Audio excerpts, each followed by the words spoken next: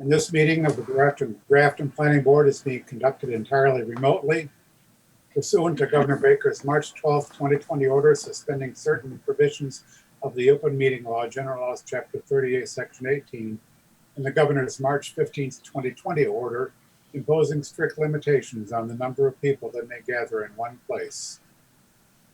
Please note that this meeting is being recorded, as well as being broadcast live on the Grafton Community Television Government Channel.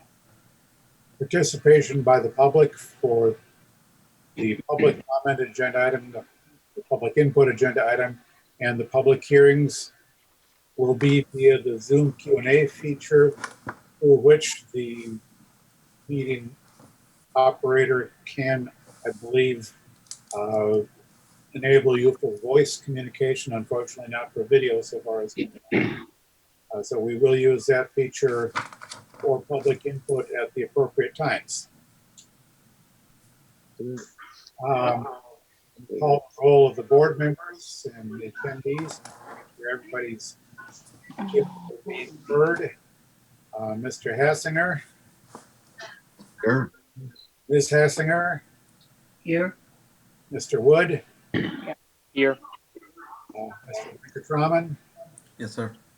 Mr. Dave. Present. Mr. Baldrick. Here. Ms. Allward.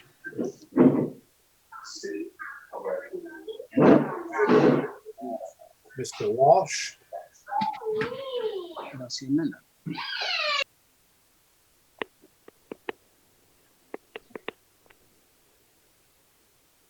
Hello. Yeah, there we go. We can hear you. Mr. O'Malley. Here. Mr. Afonso. Go ahead, say yes. All right, Say yes now. Yes.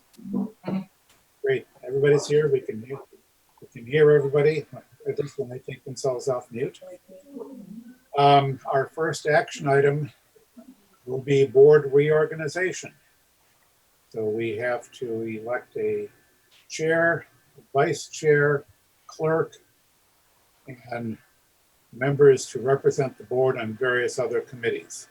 So I'll begin with opening the floor for nominations for chair.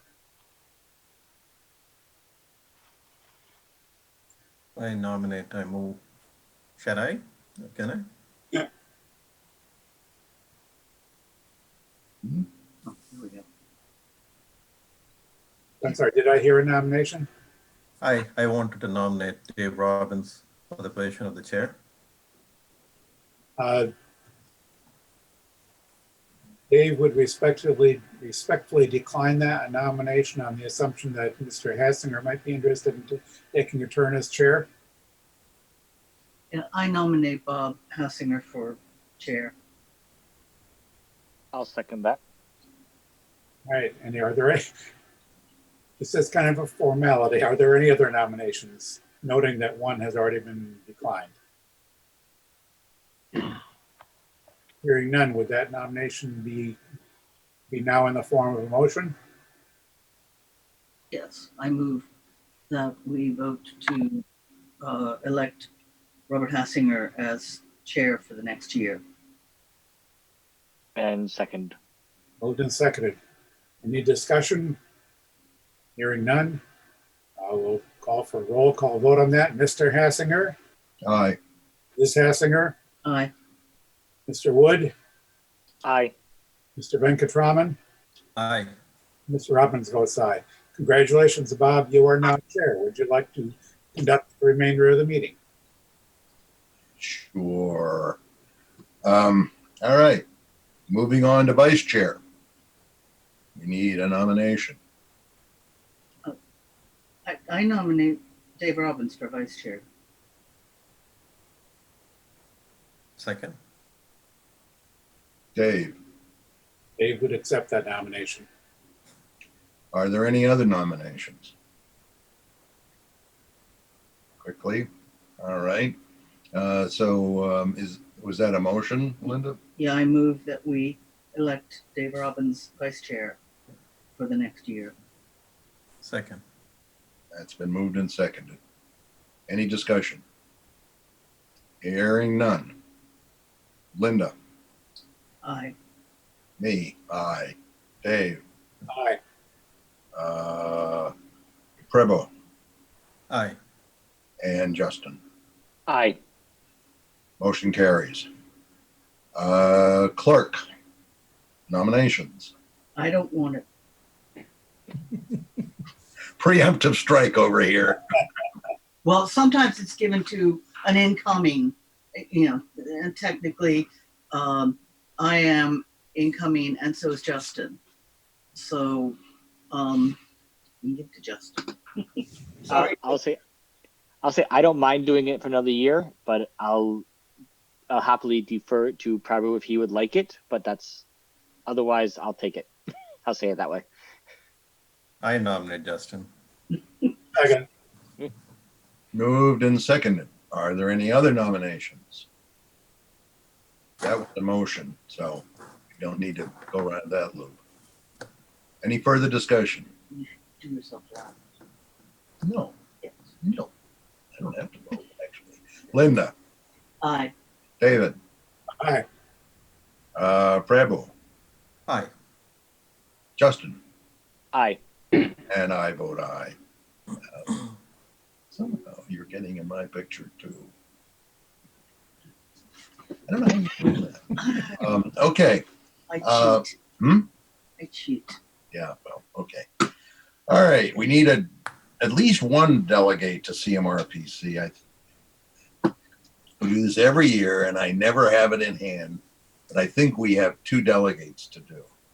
One has to be a planning board member and the other just has to be eligible for the office.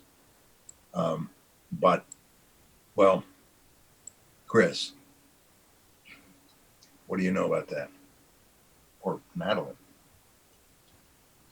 I'm pretty sure, because I think Prabhu was the I second one was. just last year. Yes. I've been the first one.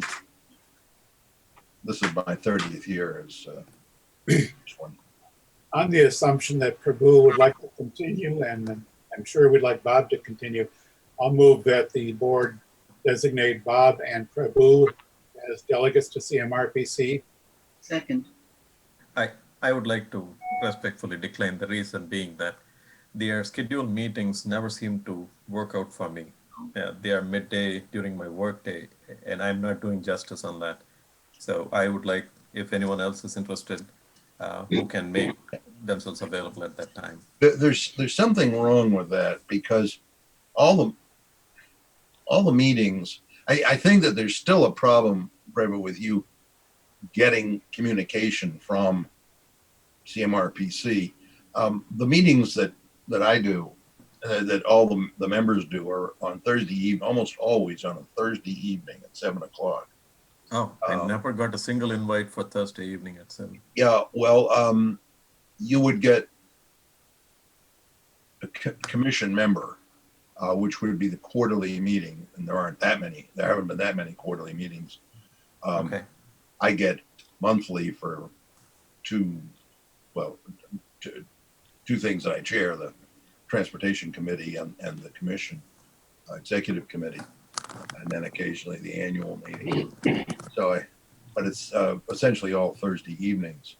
Why you don't get notices is beyond me, unless your junk mail, spam mail folder is getting them, or anyway, you'd have to work it out. You could work it out and try to work it out with the folks up Sure. in Worcester. Thursday evening works fine. If these are the meetings, the only meetings I got was at 10:30 a.m. on a Thursday or something on a Tuesday midday. I unfortunately cannot make it during that time. It's the work day. Yeah, And I have no idea. I have no idea which ones you were seeing. It'd be interesting. It might help track it down if I knew which ones you were seeing notices for. Okay. But those are, so that would be some committee. One of the committees does meet typically during the day, the Legislative Affairs Committee, Okay. because they have town administrator. I think our town administrator is on that committee, in fact, and they meet like first thing in the morning or that sort of. And there may be occasionally there may be training opportunities. I haven't paid too much attention to that. So, given that, are you? I'm willing. Yes, I can do Thursday evenings. I Okay. can definitely do. Now there was a nomination for the two of us. Was there a second? Yes, second. There was a second. I think that's a motion. So I think I made it in the form of a motion. thank you. So we can. Any discussion? Hearing none. Linda, Aye. David, Aye. Prabhu, Aye. Justin, Aye. me, aye. Motion carries. Designate member to Open Space and Recreation Committee. On the presumption that he still would like to, I'll motion that David Robbins is appointed to the Open Space and Rec Commission from us. Second. Okay, Dave? That's absolutely, I'm working on committee stuff as we speak. Almost as we speak. I'm I actually, don't know. I don't know. Double dipping there. Are there any other nominations? Hearing none. Discussion. Linda, Aye. David, aye.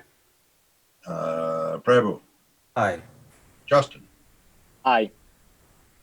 and I vote aye. Motion carries.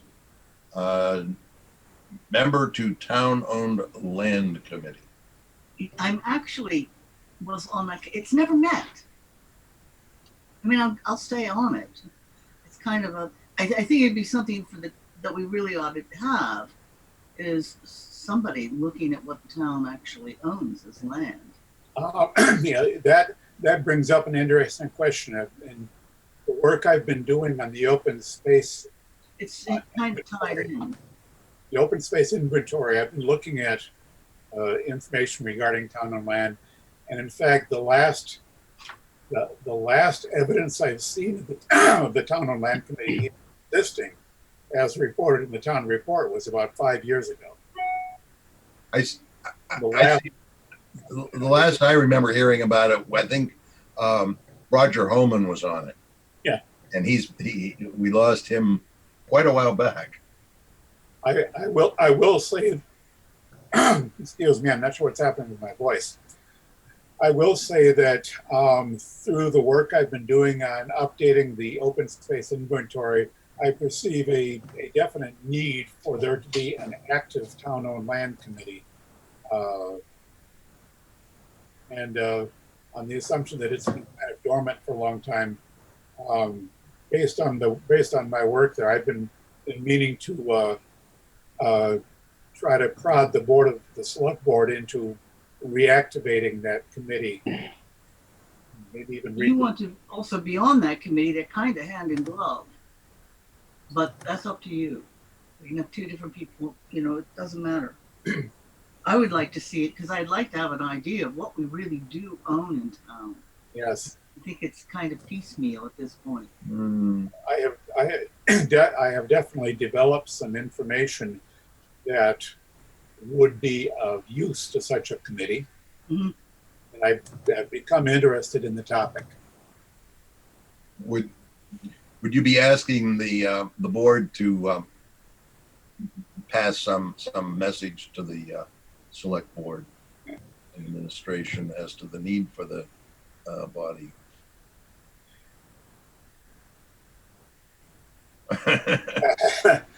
Yes, well, like I said, I'm planning on bringing the topic Yeah, forward independently. but you can have the weight of the whole board. Yes, so Mr. Chair, just to say out loud, Natalia did put in our chat for our commentary that last year no one was elected to this committee, and we decided then that we would elect someone if and when the board is reestablished. Yeah, kind of remember that. Well, that was last year. I think maybe we can move it forward and an action by the board to designate someone as the board's representative to that committee might be sort of the an action that would lead to the recreation or reestablishment of said committee.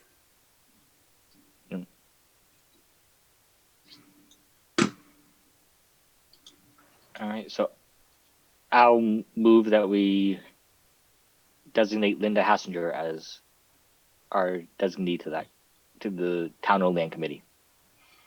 Second.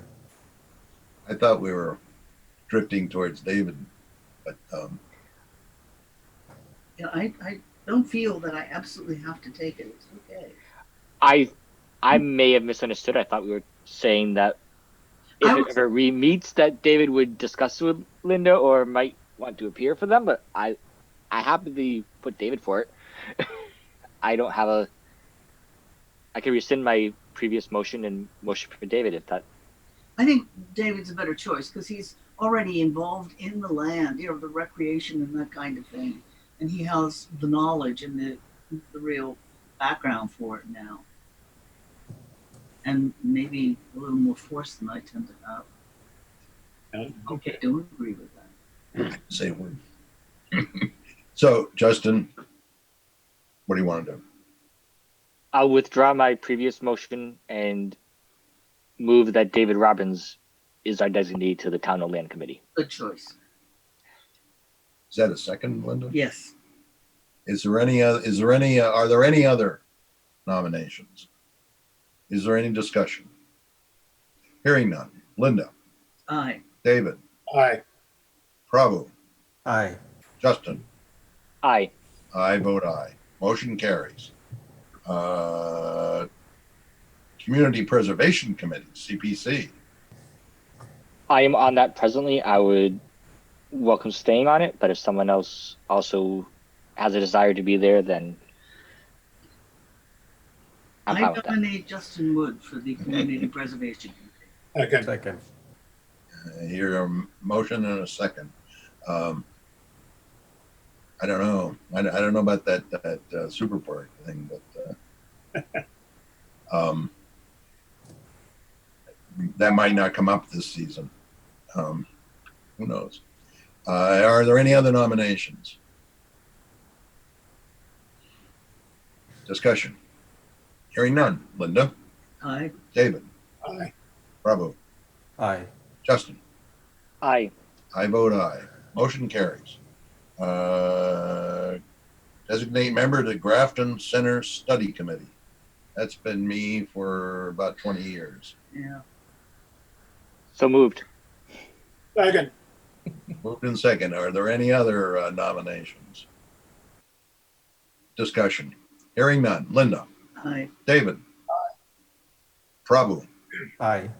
Justin, Aye. and I vote aye. Motion carries. Member to the Grafton Public Library Planning and Building Committee. That's I'm correct. on it Yeah. right now. You want to stay on continue? it? Yeah. I nominate Prabhu Venkat Raman. Did I get it right? She can do it. For the library, which is it? The library study and the right here. library Planning planning and building building. committee. Second. Moved in second. Are there any other nominations? Any discussion? Hearing none. Linda, Aye. David, Aye. Prabhu, Aye. Justin. Aye. I vote aye. Motion carries. And we need to vote to authorize the town planner to sign payrolls and sign A&R plans. That's with our approval. So moved. Second. Moved in second. Is there any discussion? Hearing none. Linda, Aye. Dave, Aye. Prabhu, Aye. and Justin. Aye. I vote aye. Motion carries. Is there a document that we need to sign to have him authorized for this coming year? I forget. No, there is a document we all have to sign for the registry, right? Yes. And we have to somehow get physically near that document in order to do that. So I hope Chris will help figure that I one out. was going to, excuse me, I was going to send that around with a stamped envelope, and each person would then sign it and continue it to the next person. You can save a stamp and just send it to us jointly. Of course. Oh, yes. You see, we're saving the town money You everywhere. betcha. Now, we missed item 1 on our agenda, which is public input. I'm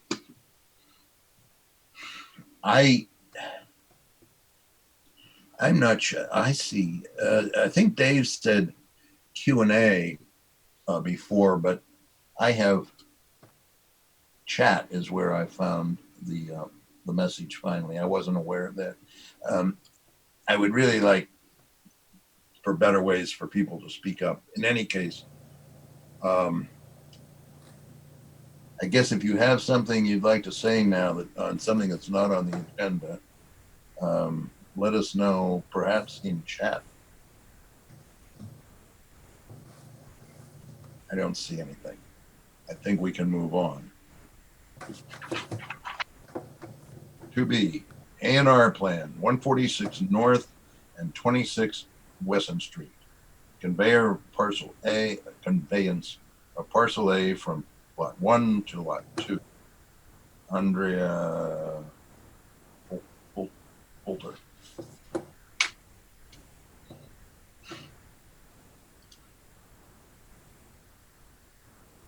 Chris. Yes, I'm here. Andrea. Oh, okay. Why don't you? I was just pulling up the plans. Okay, good. Yes. Why don't Chris, you first, and then Andrea, if we need. Yep. So the this A&R, you can see it's conveying a parcel or a portion of the land that was previously a part of Lot 1 here. You have Parcel A.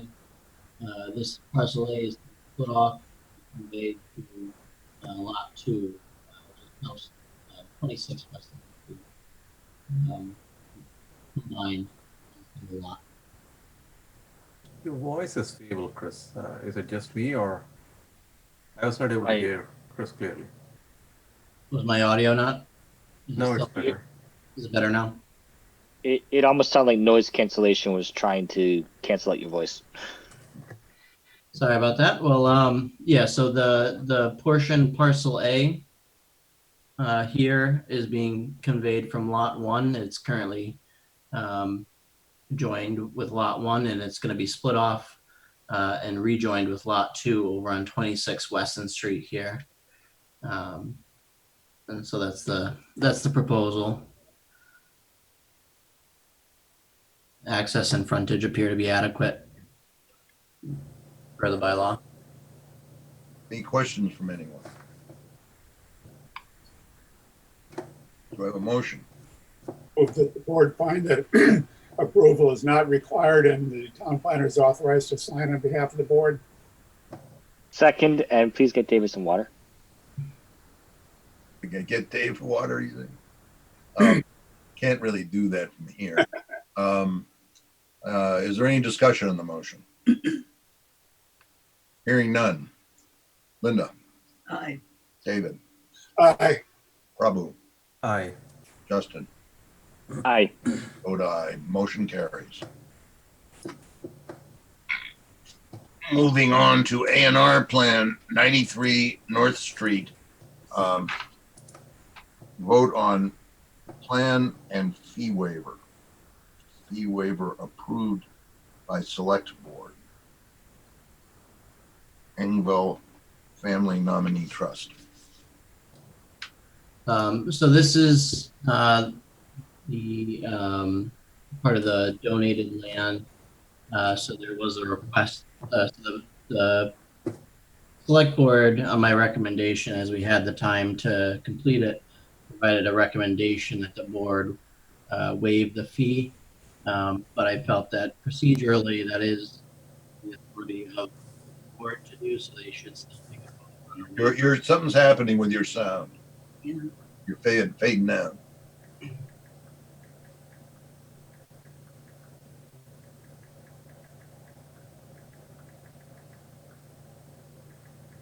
working now or? That, right now it's okay. Okay. You Yeah, sound a little hollow, like your mic is someplace a little distant, but I apologize for that. I'll try to muddle through. I don't know if the muting helped, but so the 93 North Street, the fee waiver, the Board of Selectmen provided a recommendation that the planning board waive the fee procedurally. I felt it was more the authority of the planning board officially to vote for the fee to be waived. But obviously that recommendation is yeah, something I think we set our fees, don't we? We haven't done it for a decade, but I never recall doing it. well, save mine. Yeah, there was some time, and I procedurally it would be the planning board that ultimately waives it, but I felt that since we had the time to get the selectmen's recommendation that we did so. But we probably still should do it. Have we done the plan? Or is that we're No, gonna so- waive the so fee we and have- then they're gonna bring it in because we're gonna waive the fee? Correct. Yeah, we have not done the plan as of yet, but the request is to waive the fee. And the Board of Selectmen have recommended that we do so. We did, I don't know what's happened to my voice.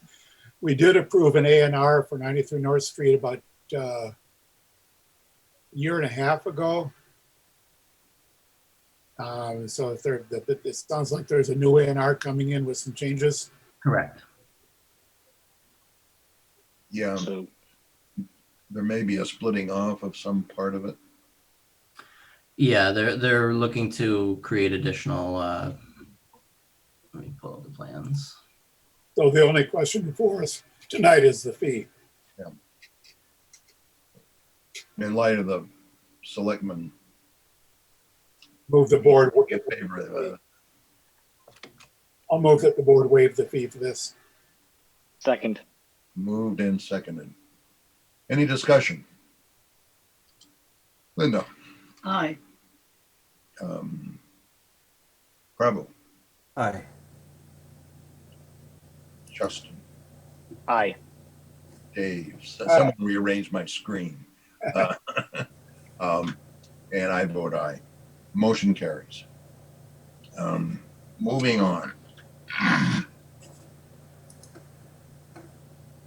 Approval of minor modification and endorsement of final plans set 44 Estabrook and 43 Estabrook.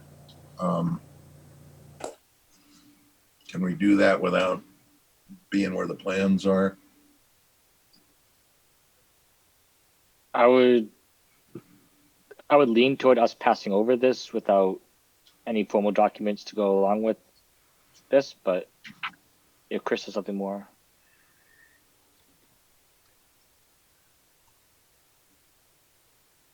I'm just looking to see if I got anything in the kind of final.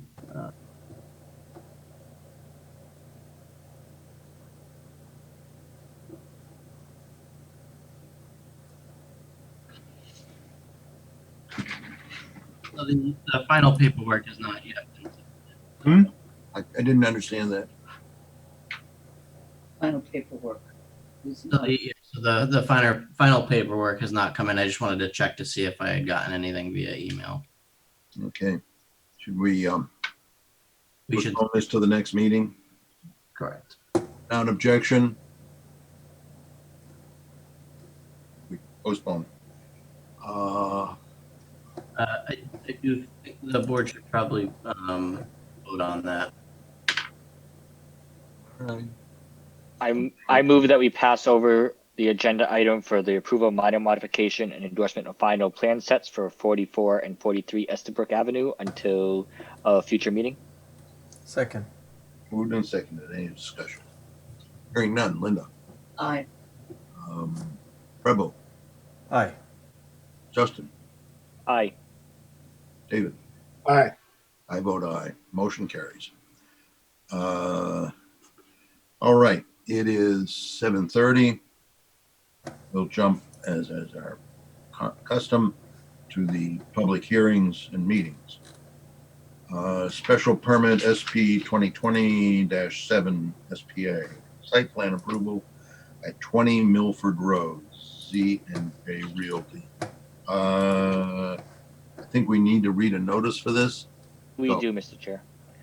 Pursuant to sections 1.5.7 and 1.3.3 of the Town of Grafton zoning bylaws, the planning board will hold a public hearing on Monday, July 13th, 2020, commencing at 7:30 p.m. to consider the application for a special permit, SP 2020-7, and site plan approval for a landscape construction business, contractor's yard, to be located at 20 Milford Road, shown as Grafton Assessor's Map 131, Lot 20. Said property is located in an office light industrial OLI zoning district. The applicant is Z&J Realty LLC, and the owner is Richmond Properties Incorporated. Copies of the application and plan are available for public inspection on the Town of Grafton website at www.grafton-ma.gov on the Planning Department Development Projects webpage. Pursuant to Governor Baker's March stay-at-home activity, this meeting will be conducted via remote participation. Please see www.grafton-ma.gov/planning-board for more information. All right. Chris. Let me just pull up the plan.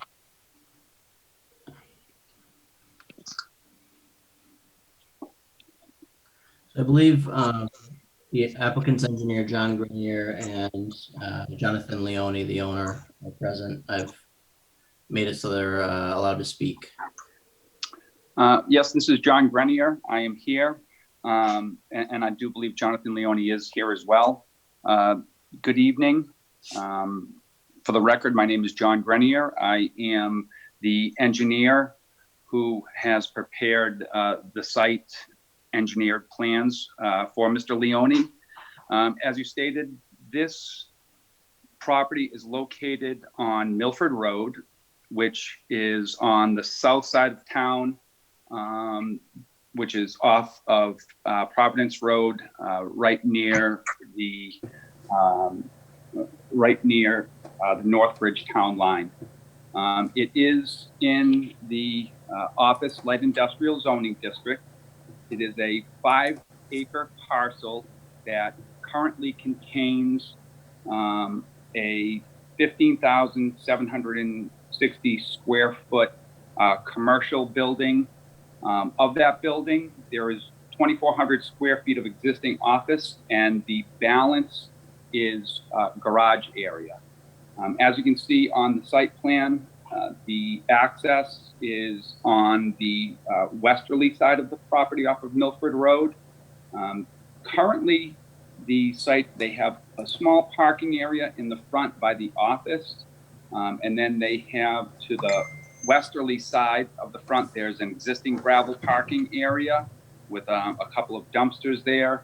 And then there's a driveway that is along the northeasterly side of the building. And there's an existing concrete pad and gravel yard area existing located there. The property is bordering on a vegetated wetland that is on about the southerly quarter of the property. And there's also an existing gas pipeline easement that runs east-west across the rear of the property. So Z&J Realty is under contract for this property, and they are looking for it to be used as a contractor's yard.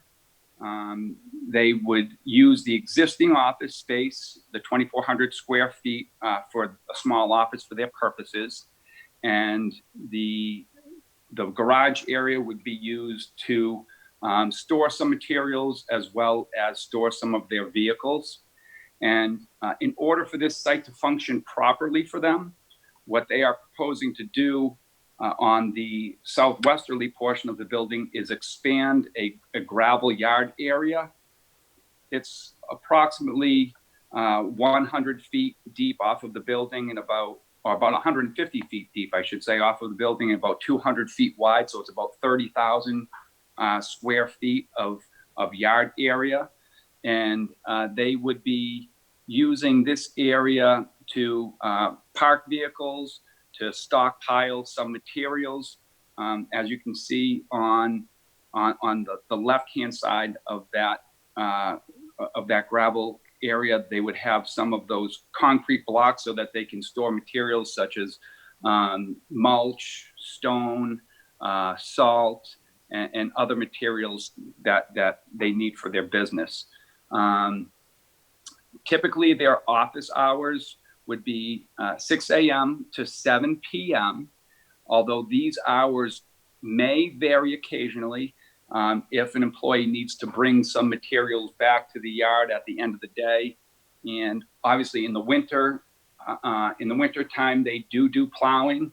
So depending on the timing of storms or whatnot, they would be in and out during snowstorms so that they could either pick up vehicles, drop vehicles off, depending on the hours. You know, if you have a snowstorm in the middle of the night, they may be in and out. In order to attenuate, Chris, you can jump to the next sheet, which would be the grading plan.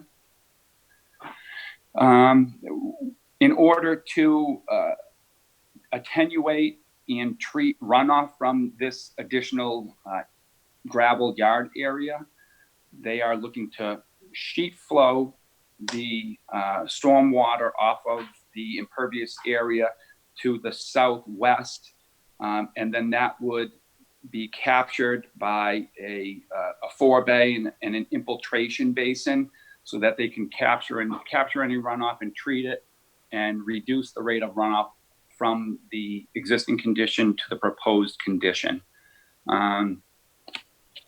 That is, Jonathan Leone, if you have anything else to add to this, please feel free to jump in, but I just kind of wanted to give the board an overview of what you were looking to do. I know Graves Engineering has these plans. I spoke to Jeff Walsh last week, and they have not had a chance to review these yet. But I did, when I dropped the plans off to Jeff, we did review them briefly, just so he'd get an understanding of what we were doing. So we anticipate that he would be reviewing this in the next, I don't know, week or two. And if he has any questions, he can always contact me. I work well with Jeff. So Jonathan, if you have anything else to add to that, please jump in.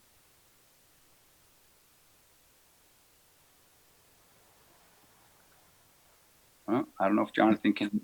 If you want to jump in, you need to unmute. Why don't you unmute and tell us you don't want to jump in? Okay. He's probably smart. So I would put it to the chair or to staff if anybody has any additional questions or comments about this proposal. Chris, I see a stormwater management report, but I don't see a review from our engineer. Where are we at? So that's still forthcoming, as was noted. The plans and the drainage report have been received by Graves Engineering, but they have not yet been reviewed. All right. Reviewed. I think we need that to really get a closure on this. Yep. Does anybody else have any other questions or comments? Justin. So the first thing to say out loud is that I did notice under the legal notices that Concom has I'm going to pause just for a second because I want to just draw attention for Chris that Jonathan Leone says he cannot unmute, and I want to give him a chance to talk if he has things to say.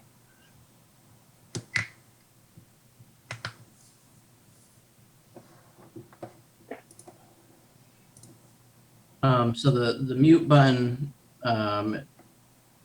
it should be on the bottom of the screen. I don't know if it's prompting you when I click this ask to unmute. But if you Hold the space bar down. that's the other option.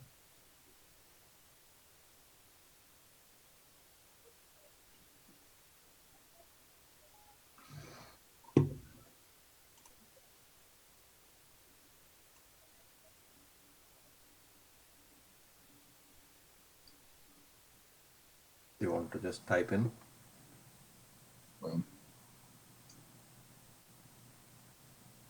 I guess I'll continue to say what I was going to say at the moment, and Jonathan, feel free to be rude if you do manage to unmute while I'm talking. So I just wanted to say that number one, I noticed that Conservation Commission has this in their legal notices for the 21st. So this will be going before Concom, and one of my concerns is the fact that it is within that 100-foot wetland buffer. But I'll definitely be deferring to Concom's opinion on how this project lays out for that. I usually trust their own expertise in this area better than my own. The other thing I wanted to say is that knowing that there are homes opposite this property on Milford Road, the 6 a.m. feels a little early for like comings and goings of bigger trucks for like a contractor's yard kind of use.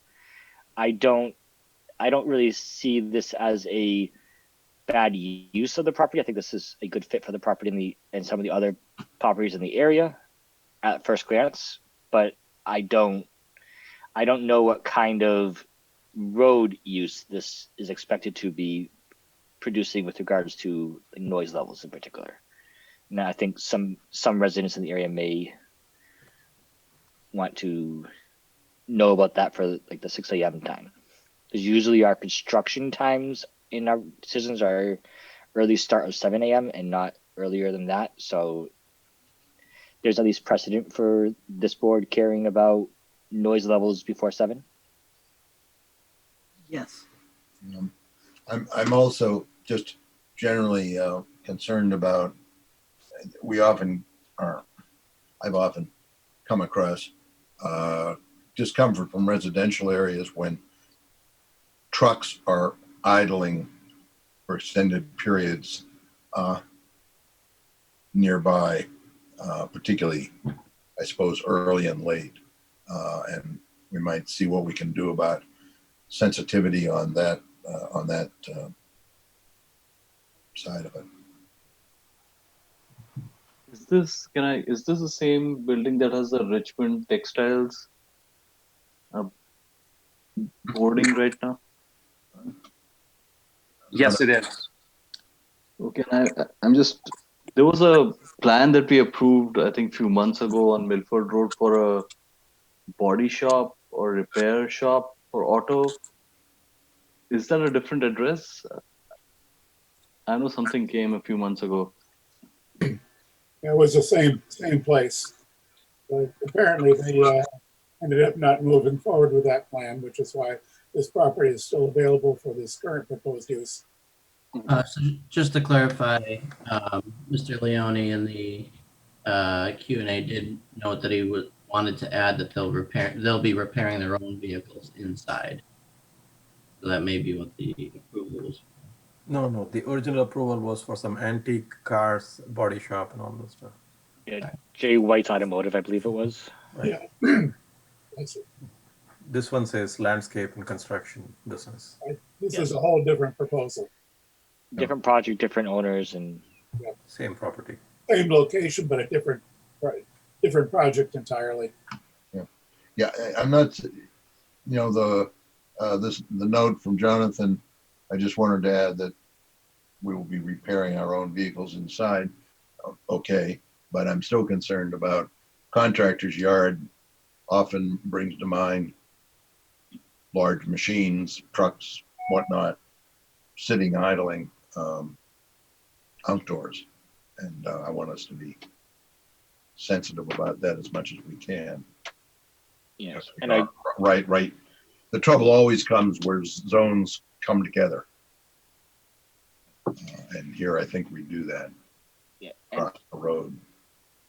and where nothing is on the record for this project, I do think it's worth noting that at the previous project, there was more than one resident expressing concerns about noise levels at that exact property location, where I would imagine noise levels for a constructor's yard is going to be slightly higher than what was previously proposed. Yeah, I think that they were going to be strictly indoors. as far as anything that would make noise. They wanted to have the vehicles they were working on indoors, I think. And that's all they were going to be doing, restoration, that sort of thing. So, any other input, any other questions from anyone at this point? And will the neighbors be informed, like the abater's notice? Will that go now or? It should have been out. Yeah. That was already submitted, yeah. You know, the notice that was read should have been published in two issues of the Grafton News, right? Still the Grafton News? Yep. Ownership. All the abutters would have been notified by mail. All the abutters have been notified by mail. Right, We got the copy of the abutters list in the application materials. right. So it seems to me that all we have left is we're not really going to be able to approve this without feedback from our consultant, engineering consultant. So we would seem We're gonna want to get the conservation review and the peer review of the stormwater. yeah, And as Justin noted, the conservation review is scheduled for the 23rd, was it? 21st, I believe it said. 21st. Yeah, because our next meeting would be the 27th. so this is where the applicant can request that we continue until a certain time, say our meeting on the 27th, for example. And just to let the applicant know as well, if they think that they would want, if the applicant would want more time to prepare, the meeting after the 27th is August 10th. But does not mean that if you are not ready for the 27th, you can't request another continuance anyway. So. Okay, yeah, thank you. And we also did want to get, obviously, review from Graves Engineering and also get feedback from the Conservation Commission at our upcoming scheduled public hearing. So with that, we would like to request a continuation to the next planning board meeting date. And we anticipate that by then we will have had time to address any engineering comments from Graves Engineering and also address anything from conservation, hopefully. So we would like to request a continuation, please. I'll move that the board grant the applicant request for continuation of this hearing to July 27th. Second. Your sound's giving a little trouble today. Moved and seconded. Is there any discussion? Hearing none. Linda? Aye. Prabhu? Aye. Justin? Aye. David? Aye. I vote aye. Motion carries. Hearing continued to the 27th at 7:30. Moving on. Request for modification of site plan approval SP 2017-1.1 at 126 Worcester Street, RSO Realty. This is a new hearing. I guess we need a notice. We do. Let's see. Pursuant to sections 1.3.3 and 1.5.7 of the Town of Grafton zoning bylaws, the planning board will hold a public hearing on Monday, July 13th, 2020, commencing at 7:30 p.m. to consider a modification of an approved site plan approval, SPA 2017-1, for parking lot expansion at an existing chiropractic office located at 126 Worcester Street, Grafton Assessors Map 45, Lot 33. Said property is located in an office light industrial OLI district. The applicant owner is RSO Realty LLC. Copies of the application and plan are available for public inspection on the Town of Grafton website at www.grafton-ma.gov on the Planning Department Development Projects webpage. Pursuant to Governor Baker's March stay-at-home advisory, this meeting will be conducted via remote participation. Please see www.grafton-ma.gov/planning-board for more information.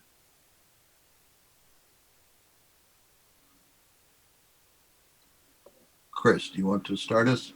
Yep, so I pulled up the plans on the shared screen, and I believe Peter Engel of McClure Engineering is present to present to the board. Correct, I'm here.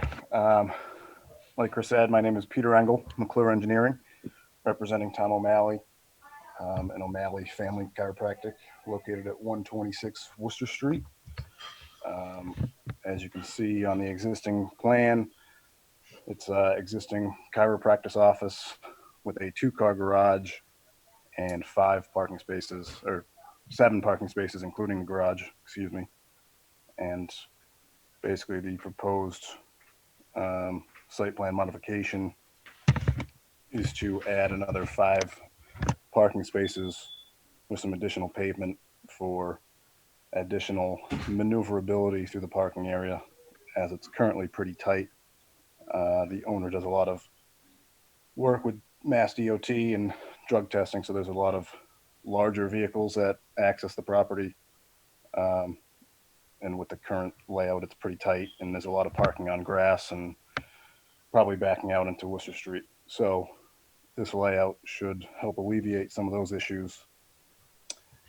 We are proposing some stormwater management, some infiltration trenches around the new parking area, as well as providing underground recharge for the existing roof runoff, which currently goes untreated.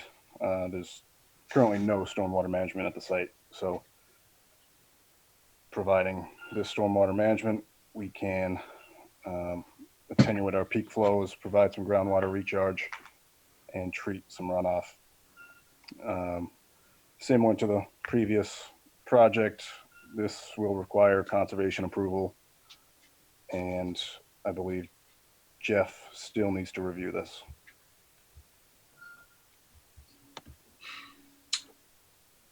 Questions? Anybody with questions? My only question is, I want to see the peer review. And it sounds like somebody has a dog. I bet I know who it is. Sorry about that. What was that question?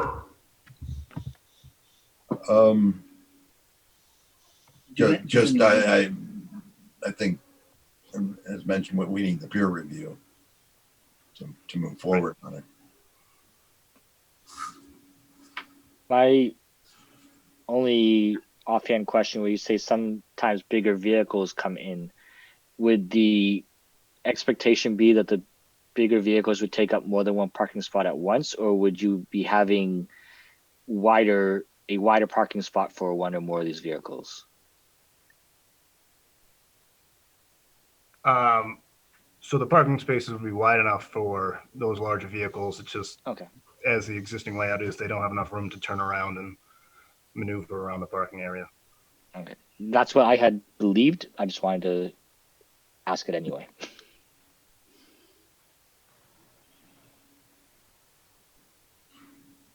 Any other questions or comments?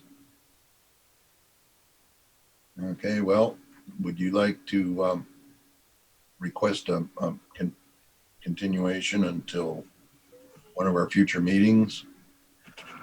I see this one is also, like the previous project, scheduled for conservation on the 21st, with our next meeting being the 27th. It would, unless the applicant feels additional time is needed, a written request from the applicant to continue the 27th might be in order. Or Yep, that would work. a request followed up by a request in writing. Yeah. So Peter, you're making the request for July 27th at 7:30. That would work for us. Move that the board grant the applicant's written request to be received to continue this hearing to July 27th. Second. Moved and seconded. Any discussion? Hearing none. Linda.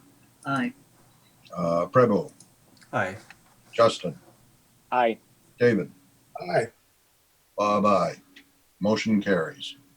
All right, we'll see you the 27th. Continued until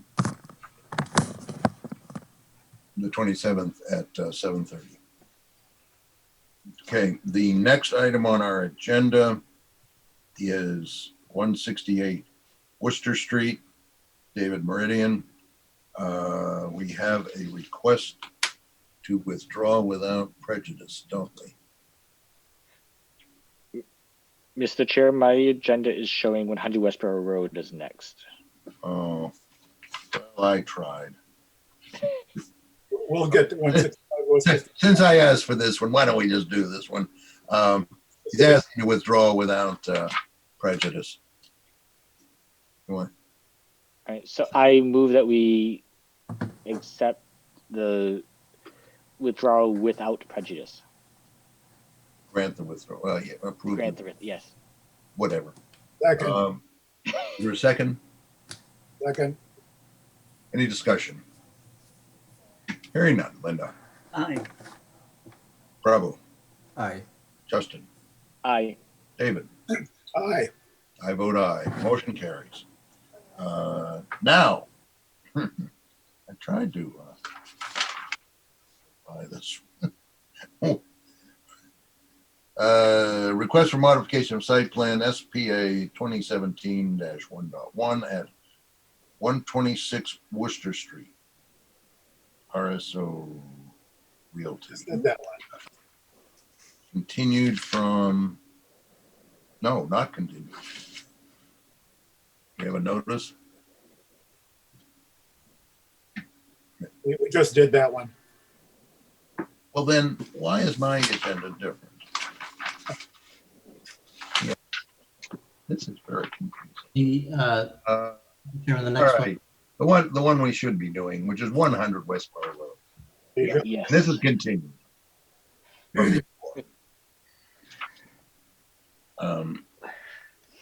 I believe this is continued for the purpose of getting some additional documentation in, which it appears to have been received. We have a draft decision. Correct. I was able to put together a draft decision. I know it came late today, so I apologize for not getting it there sooner. But I still need to fill in the exhibits on that draft decision and a few other kind of minor administrative things. But I do feel the conditions, if the board wanted to review those, that we could go over those. Yep. And, On the public hearing piece of it, is there anything else that we need to do within the context of a public hearing?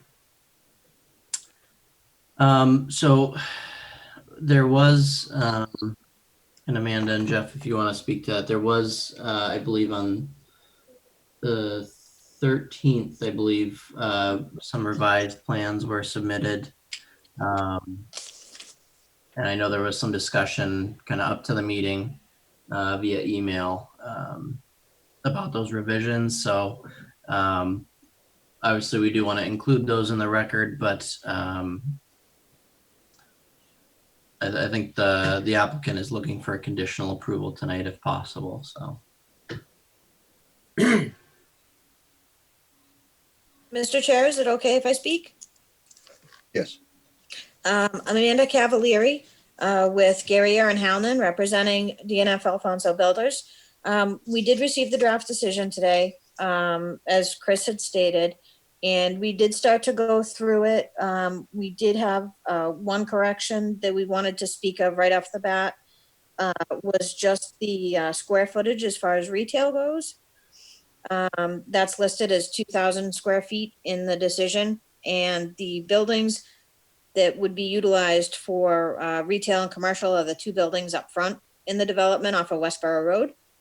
And those are 60 by 150. So each one, less the storage, would be about 7,000 square feet of retail. So it would be 9,000 square feet for the first floor on both buildings, or for a total of 18,000 square feet for the potential for commercial retail on that first floor.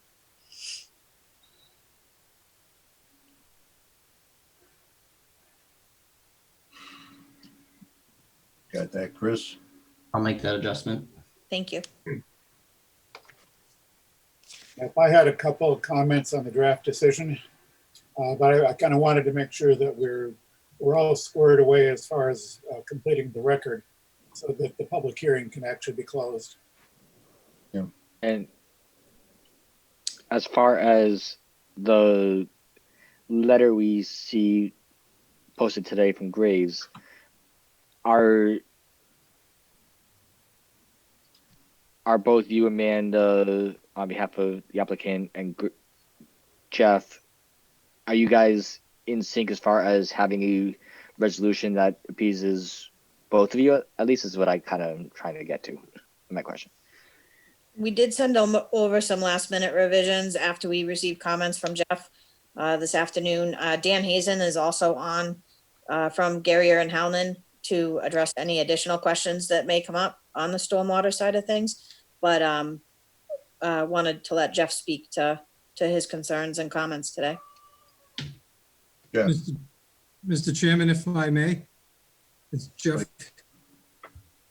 Walsh of Graves Engineering, engineering consultant to the planning board. Yes, I did receive that email. I did latter part of the afternoon. I did not have a chance to look at it yet. We're certainly on the home stretch. I feel these were, there was some tweaking of the basin design and plans issued last week as a result of soil testing, some additional soil testing that was performed in June 24th or June 25th, something to that area. Nevertheless, there's some deep excavation, groundwater offset wasn't able to be achieved in the deeper part of the basin, and some engineering revisions are being made to the basin. The email I sent over today was to try to communicate in writing to Gary Aaron Howland on my concerns, and I haven't been able to look at what came in this afternoon. It's maybe a little rushed. Yeah. Yeah, apparently we do have some open concern here. By the way, as I scroll through on my computer, the PDF that we linked to from our site, every time I scroll down through it, I start getting strike throughs through most of the exhibits that they pop up after I come up on the screen. So as I mentioned, the exhibits, I'm still going through. So those were a holdover from a draft document that I was working from. So the strike throughs can just be ignored. I'm still working on the exhibit section. Well, the exhibits that are struck through can be ignored. Correct. They're from a previous decision. Well, we'll copy and paste and strike through. Chris, given that we have the engineering situation, is there a reasonable way for us to get this done tonight? So technically speaking, if the board closed the public hearing, any final commentary from Graves Engineering would not be officially submitted to the record. I guess the board has the option, if they feel that it's sufficiently along, they could choose to move forward, and as a condition, I don't know how you would write that condition, that it be that unless you use the language from from Graves kind of commentary of that item being addressed. It seems to me that, as much as I know, I think he was saying he needs some adjustments in the plans. Is that true, Jeff? For the it's minor adjustments, Bob. They have adequately attenuated peak rates of runoff through the impoundment that they have. I'm asking to change a little bit of the geometry of the impoundment in order to make a 2-foot offset to groundwater during a portion of the basin. I am confident they can do that, and I would consider this a minor tweak to the final set of plans. I don't feel they are missing the intent of a major issue whatsoever in this case. We're beyond that. It's down to some relatively minor tweaks. Not relatively, they are minor tweaks, but nonetheless, they have to be made. I believe we have on occasion in the past handled a situation similar to this with a condition that basically says, and I forget how it works, you can probably look it up and find some reasonable wording. But basically we say, we recognize that there's an additional very minor design change.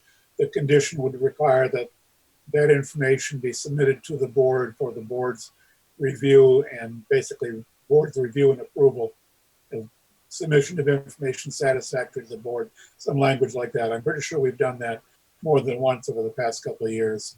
Should be able to find some suitable language if we're reasonably confident that we can. I know we like to get everything nailed down before we close the hearing, and occasionally we can't do that, and we've been able to handle it in the past. Yeah, it sounds to me like that could be a final approved plan, a revision to be submitted in the final approved plan as a condition. Certainly, and I do agree with Dave's point that it should be to the satisfaction of the planning board, not to the satisfaction of Graves Engineering. Just in case there's a standoff on something, which there isn't. We don't have a standoff going on, but nonetheless, I think it's the board that should be able to make the final yay and nay. It ultimately does need to be the board. The board has to be happy with it. Yeah. Agreed. But as a member of the board, I have to be happy with Graves. So it just comes down the line. Well, if anybody objects to my looking for a motion to close the hearing. I just have one minor thing I want to say, Bob, if I may. Yeah. I just wanted to thank the applicant expressly for what is Exhibit 30, the walking path design proposal. That was something that I know I was looking for, and I remember Bob as well was asking for that, and I thought that showed it very well for what I was hoping to get out of it, actually even better than I was hoping for my own headspace. So I wanted to say thank you for that explicitly. Okay, great. I move we close the hearing. Second. We don't need to include our condition at that point. We closed the hearing and now we can deliberate on the decision. Moved and was it seconded? Yes, twice. Oh, yes. Any discussion on the motion? Hearing none. Linda? Aye. Justin? Aye. Vikram? No. Dave? Aye. Did I get Prabhu? No. These keep moving around on my screen. I vote aye. Therefore, Prabhu votes the motion aye. is closed. The hearing is closed. Now, do I have a motion on a decision? I have a couple of things I'd like to discuss with respect to the decision. And we talked about the two other items I wanted to bring up for the board's consideration on the decision. One is sort of it's a procedural detail. In the village mixed use district, section 12.2.2.2 requires that a building permit application be reviewed by the planner for consistency with the design and performance standards of the district.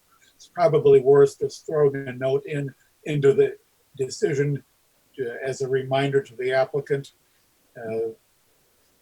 That's there partly for the case when a project in a VMU does not even get a site plan or a special permit approval from the planning board, but it is a requirement for all projects, for all building permits.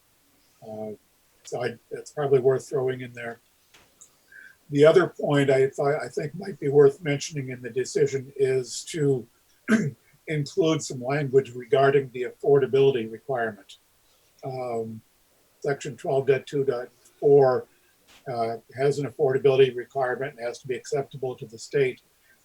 And I think probably language to this on this topic is more common in a comprehensive permit from the ZBA.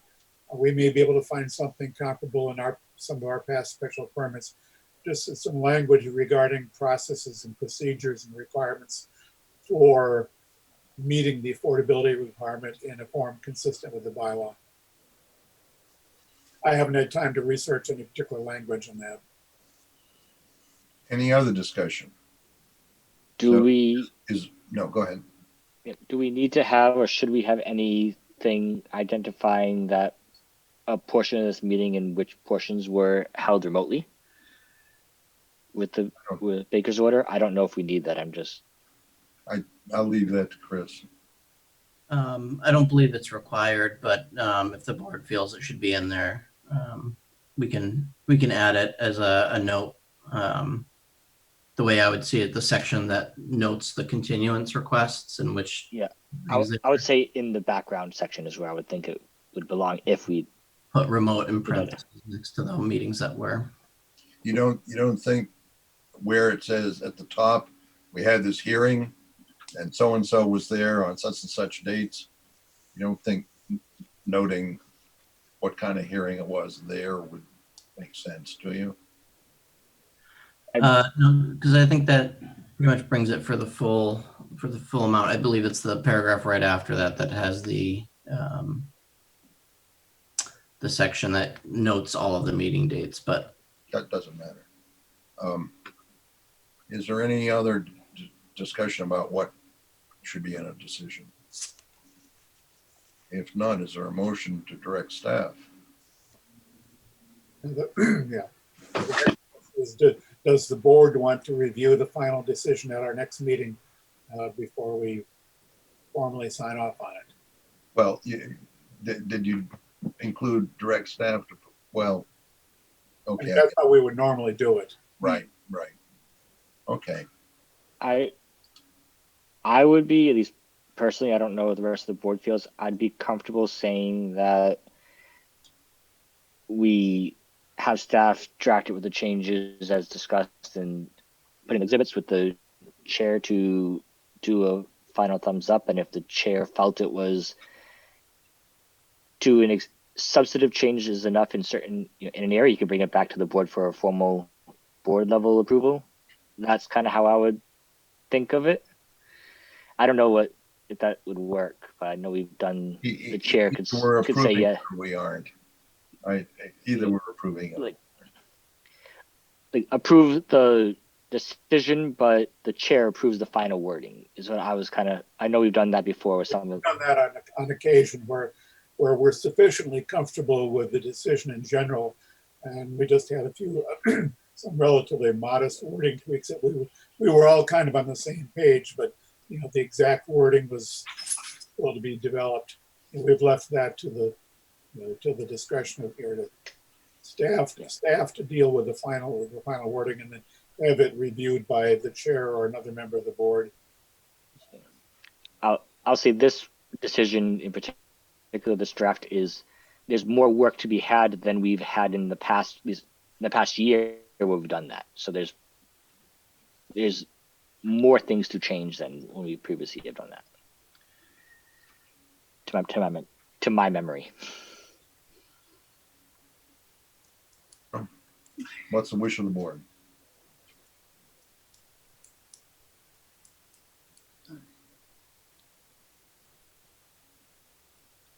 I'm confused. Are we saying we come back next meeting with the final approval? I think based on what I said, there's two options. Option A, we come back next week with the final draft, or at least a much more complete draft, and we vote on it. Option B is we vote on the decision itself, including the idea that we want that, the condition that board is happy with that final detention basin piece and the other stuff that already discussed. And then we have the chair say, yes, this meets the will of the board and the wording is accurate per the will of the board. That makes sense. I'd have to say that just in terms of the amount of change that is left to be done on the decision, with the exhibit list, and that's all kind of boilerplate. There's still just a fair quantity of change. It's not something that I would normally, and plus, most of the other, I think the direction of the board's decision is pretty clear. But just the volume of change, the amount of change, even though it's mostly administrative in nature, is enough that, at least under ordinary circumstances, I would prefer to see the complete draft. Uh, Let's do that. Putting my stamp of approval on it. Let's do that. Okay. So with that in mind, I will move that the board direct staff to complete the drafting of the decision, taking into account the discussion tonight, with the expectation that we will bring it back at the next meeting for final review and approval by the board. Second. Moved and seconded. Any discussion? Hearing none. Linda, Aye. Justin, Aye. Prabhu, Aye. David, Aye. I vote aye. Motion carries. Thank you. See Thank you. next time. Same time, same place. Let's see. I've already managed to dismiss item D, haven't I? Yes. Item E, request. Well, item E is special permit 2020-04 and site plan approval at 274 Providence Road.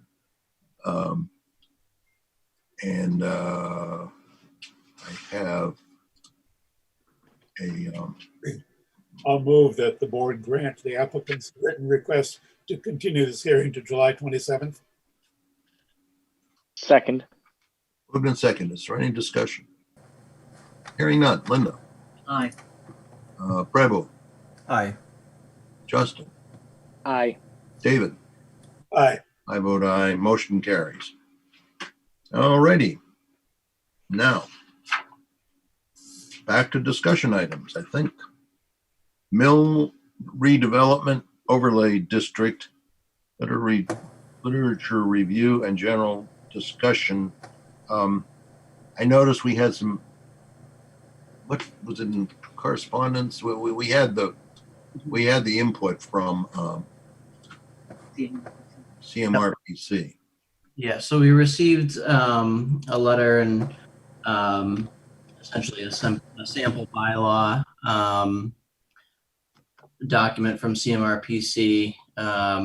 I have skimmed it preliminarily. I have not given it kind of the full attention to that it really deserves, I think. But I am kind of reviewing that. It's a pretty extensive document.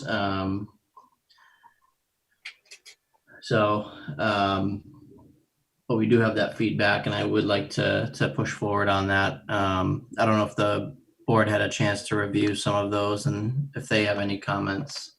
I had one observation. I really haven't had time to study it and think about it in a lot of detail, but my one observation was that this misses the mark on one of our objectives. And that what it misses, it talks about allowing, basically old mill buildings to be reused for residential purposes.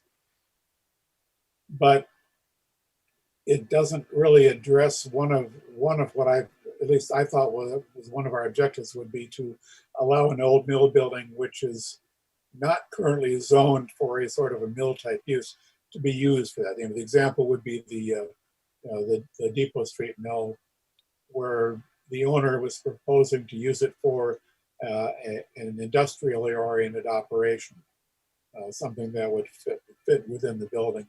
And so what CMRPC came back with for a proposal was good for conversion of that building to a residential use, but it doesn't address the topic of converting it to a non-residential use that we would generally consider to be compatible with the building. So that's a topic that needs to be further explored.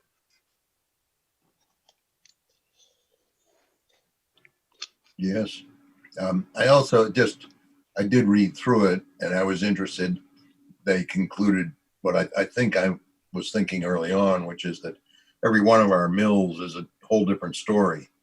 And, one size is going to be hard to fit to all.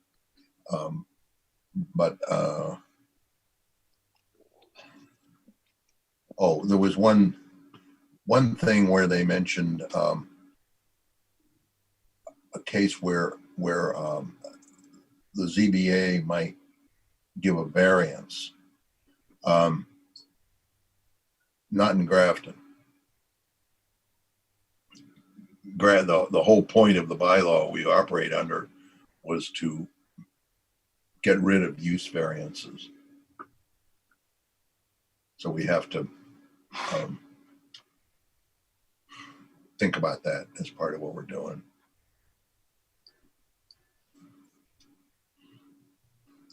So Otherwise, I'd say this work is helpful, but it's not complete. And I can give that feedback to CMRPC. We can work on a kind of revision. okay, good. At least we're making progress. Yep. I would, as part of the query back to CMRPC, I would like to understand, if it's not there, I haven't read it fully, what is the basis of this recommendation? If the basis of the recommendation leads to, based on certain best practices, certain historical information, use this only recommendation for residential conversion. I would like to understand that better.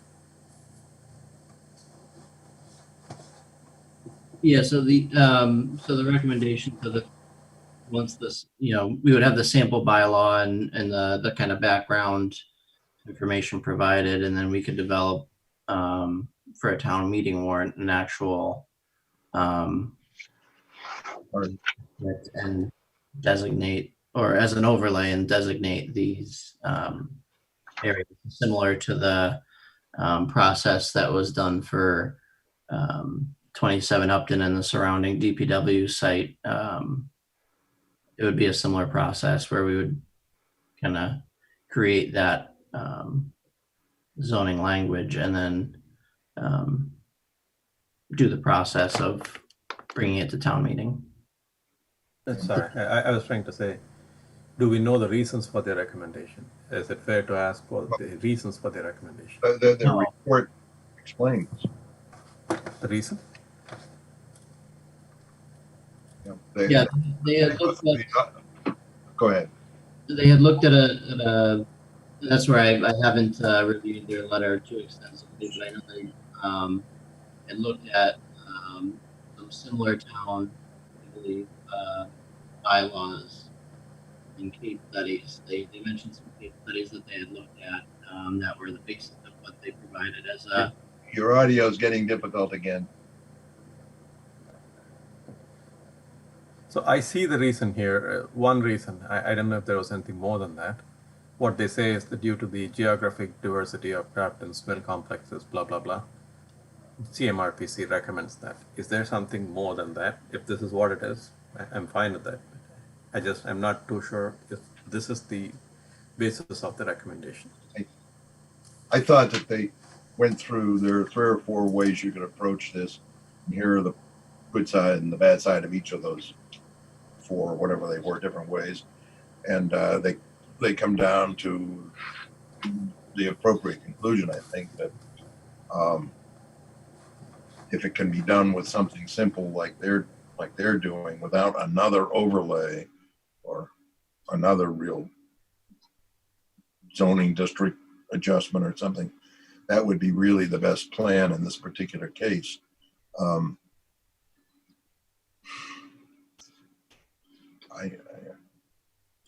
I really, they mentioned the difficulties with having overlays and then overlays over the overlays and so on to get to the point where no one has any idea what's allowed.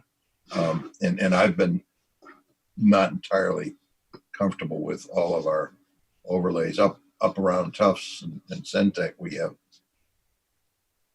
a fairly complicated tangle of rules, for example, that I'd like it to be simpler rather than more difficult.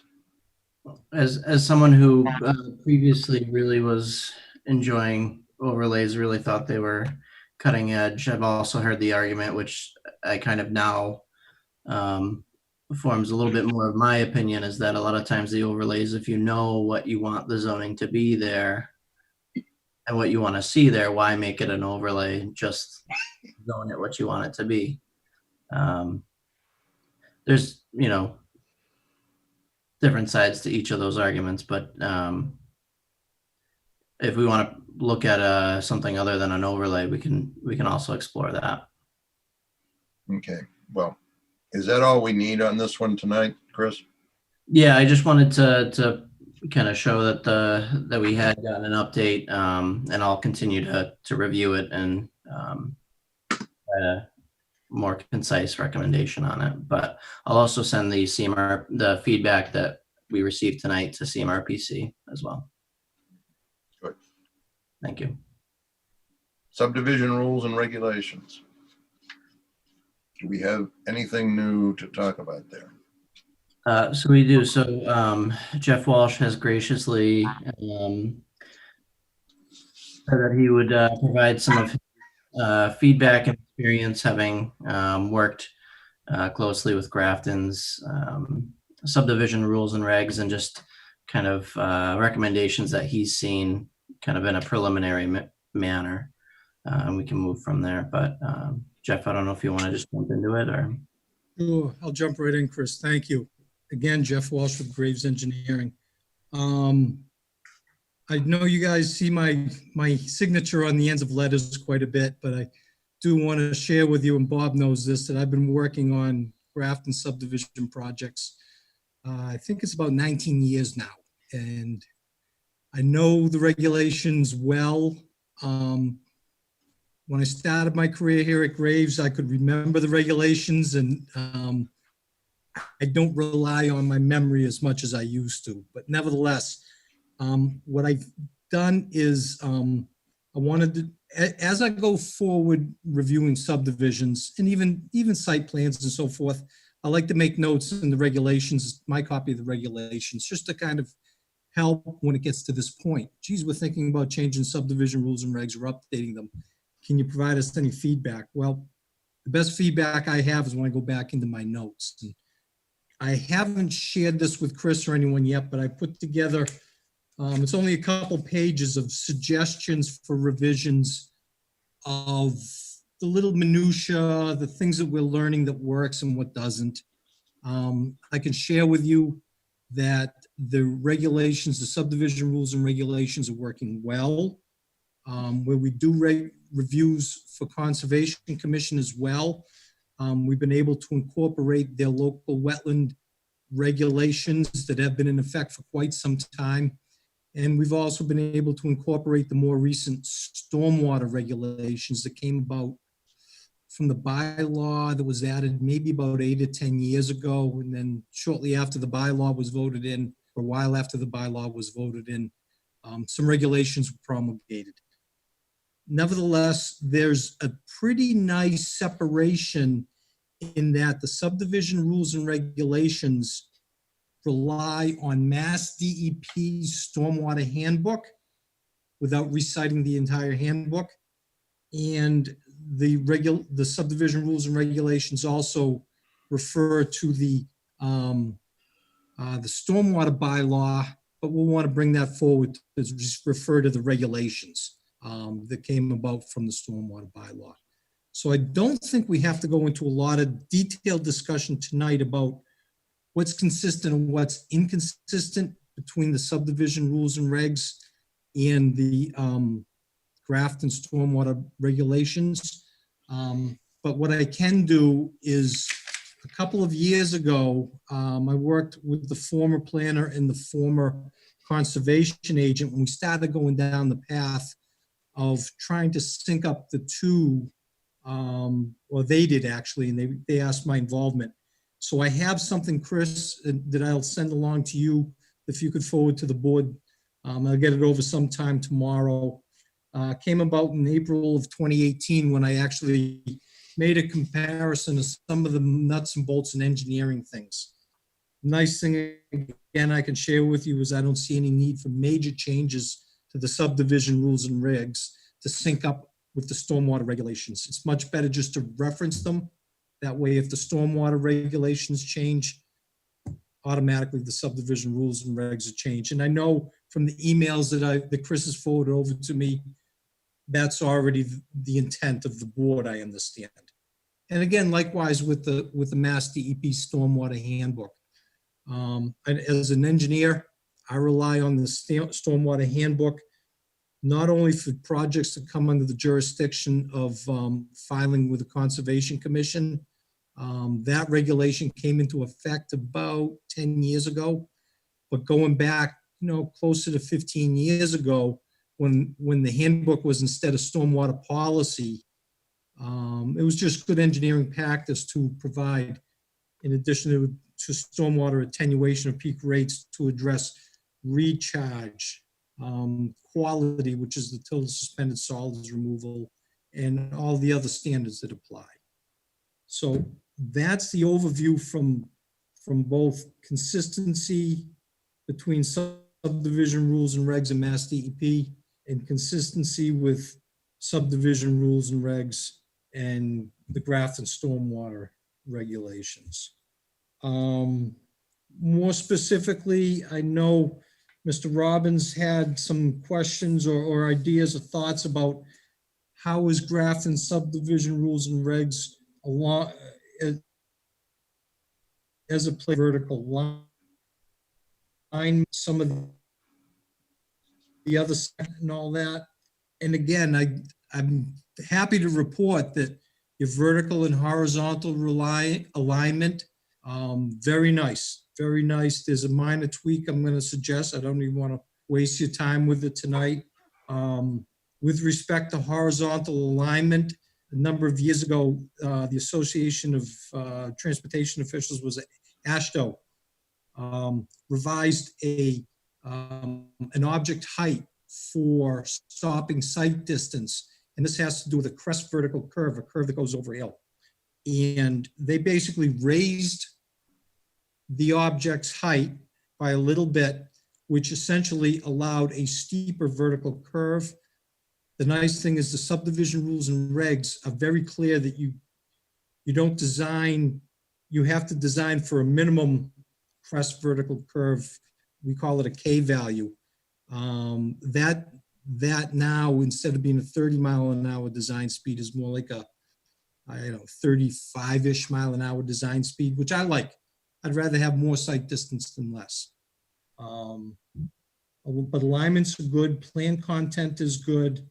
The cuts and fills, a number of years ago, subdivision rules and regs, probably in 2009, was revised to try to limit deep cuts and fills.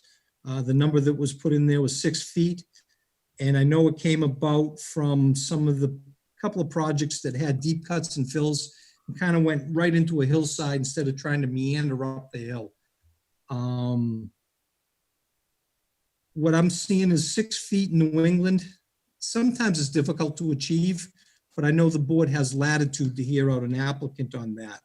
So what I'm suggesting is that 6 feet's not bad. It gives you a good starting point to talk with developers and engineers about the best layout of the street system for the land.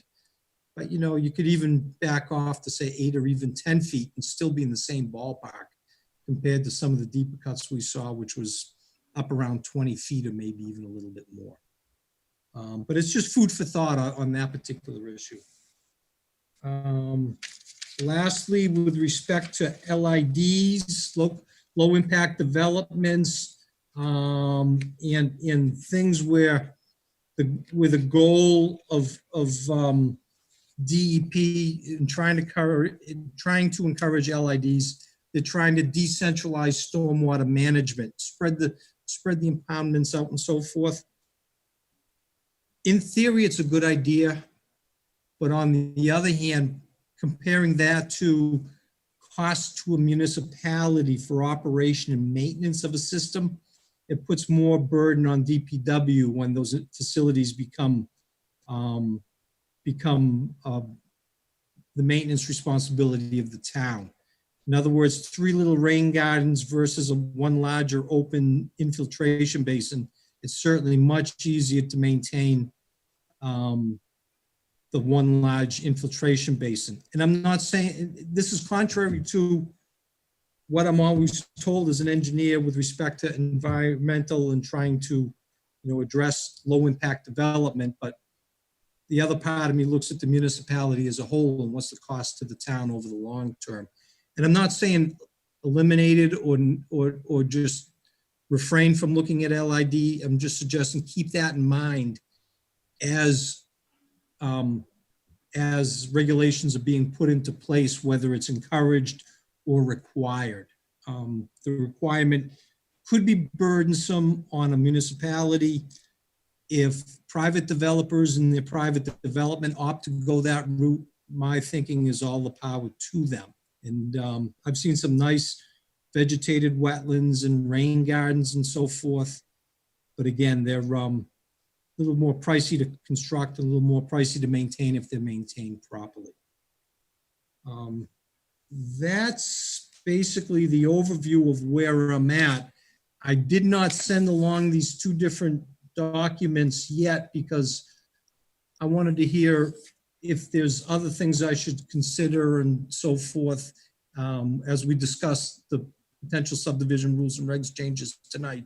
And I wanted to offer all my thoughts, if you will, in one email with however many attachments we put onto it. So with that, Mr. Chairman and members of the board, I'll be quiet now and hear you out. Well, thank you. Really good input.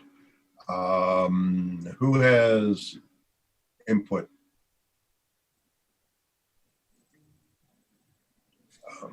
I just want to be sure that we haven't sort of drifted out of the norm, you know, whether our rules are kind of out of touch with the area or in any areas. To that point, Bob, there's two things I'd like to discuss or just share with the board. Consistency with other towns. Let's talk first of the easier of the two, the length of a dead end road. Grafton's 500 feet is measured from the edge of the right of way to which the new street's going to be connected to the center of the turnaround. A lot of other towns are up closer to 1,000 feet, and I'm not suggesting that Grafton change it. I'm just sharing with you my experience. One town in particular does it on the number of lots, 8 lots to be served, if I remember right, which gets you just under around 1,000 feet of road. Redundant access is important for emergency purposes. But on the other hand, you know, 500 feet, I don't think it's really been problematic. I live on a road that's over half a mile long, dead end, no turnarounds, hairpin turn, goes up a steep grade and has about 14 or 16 houses on it. We've had an occasional problem with trees down and one primary line came down and shut off the road, but that's few and far between over the 30 years I've lived there. Yeah, that became a contentious point on the board a few months back, probably like 8-9 months now, and you know, a few months in relative terms. And like the thing that we discussed then is that we didn't really have a good point in our rules that said why we have it at 500 feet. And you know, is there any particular common theme that you may have seen for the why, or like what defines it? Like, I remember our discussions, we didn't think there was a common reason for neighboring towns, but I didn't know if you've experienced anything. I don't remember the exact explanation I got a lot of years ago, but I think it had to do with the number of dwellings and the probability of temporarily losing access for some reason or the other, or something along those lines. And I don't know if it originated out of like AASHTO or a planning type of organization. I can try to dig a little deeper and see if there's what the reasoning might be, but it escapes me now. I think that besides, have you ever had trouble getting out of your cul-de-sac? There's another piece to it, which is the planning board has a policy role in how the town develops. And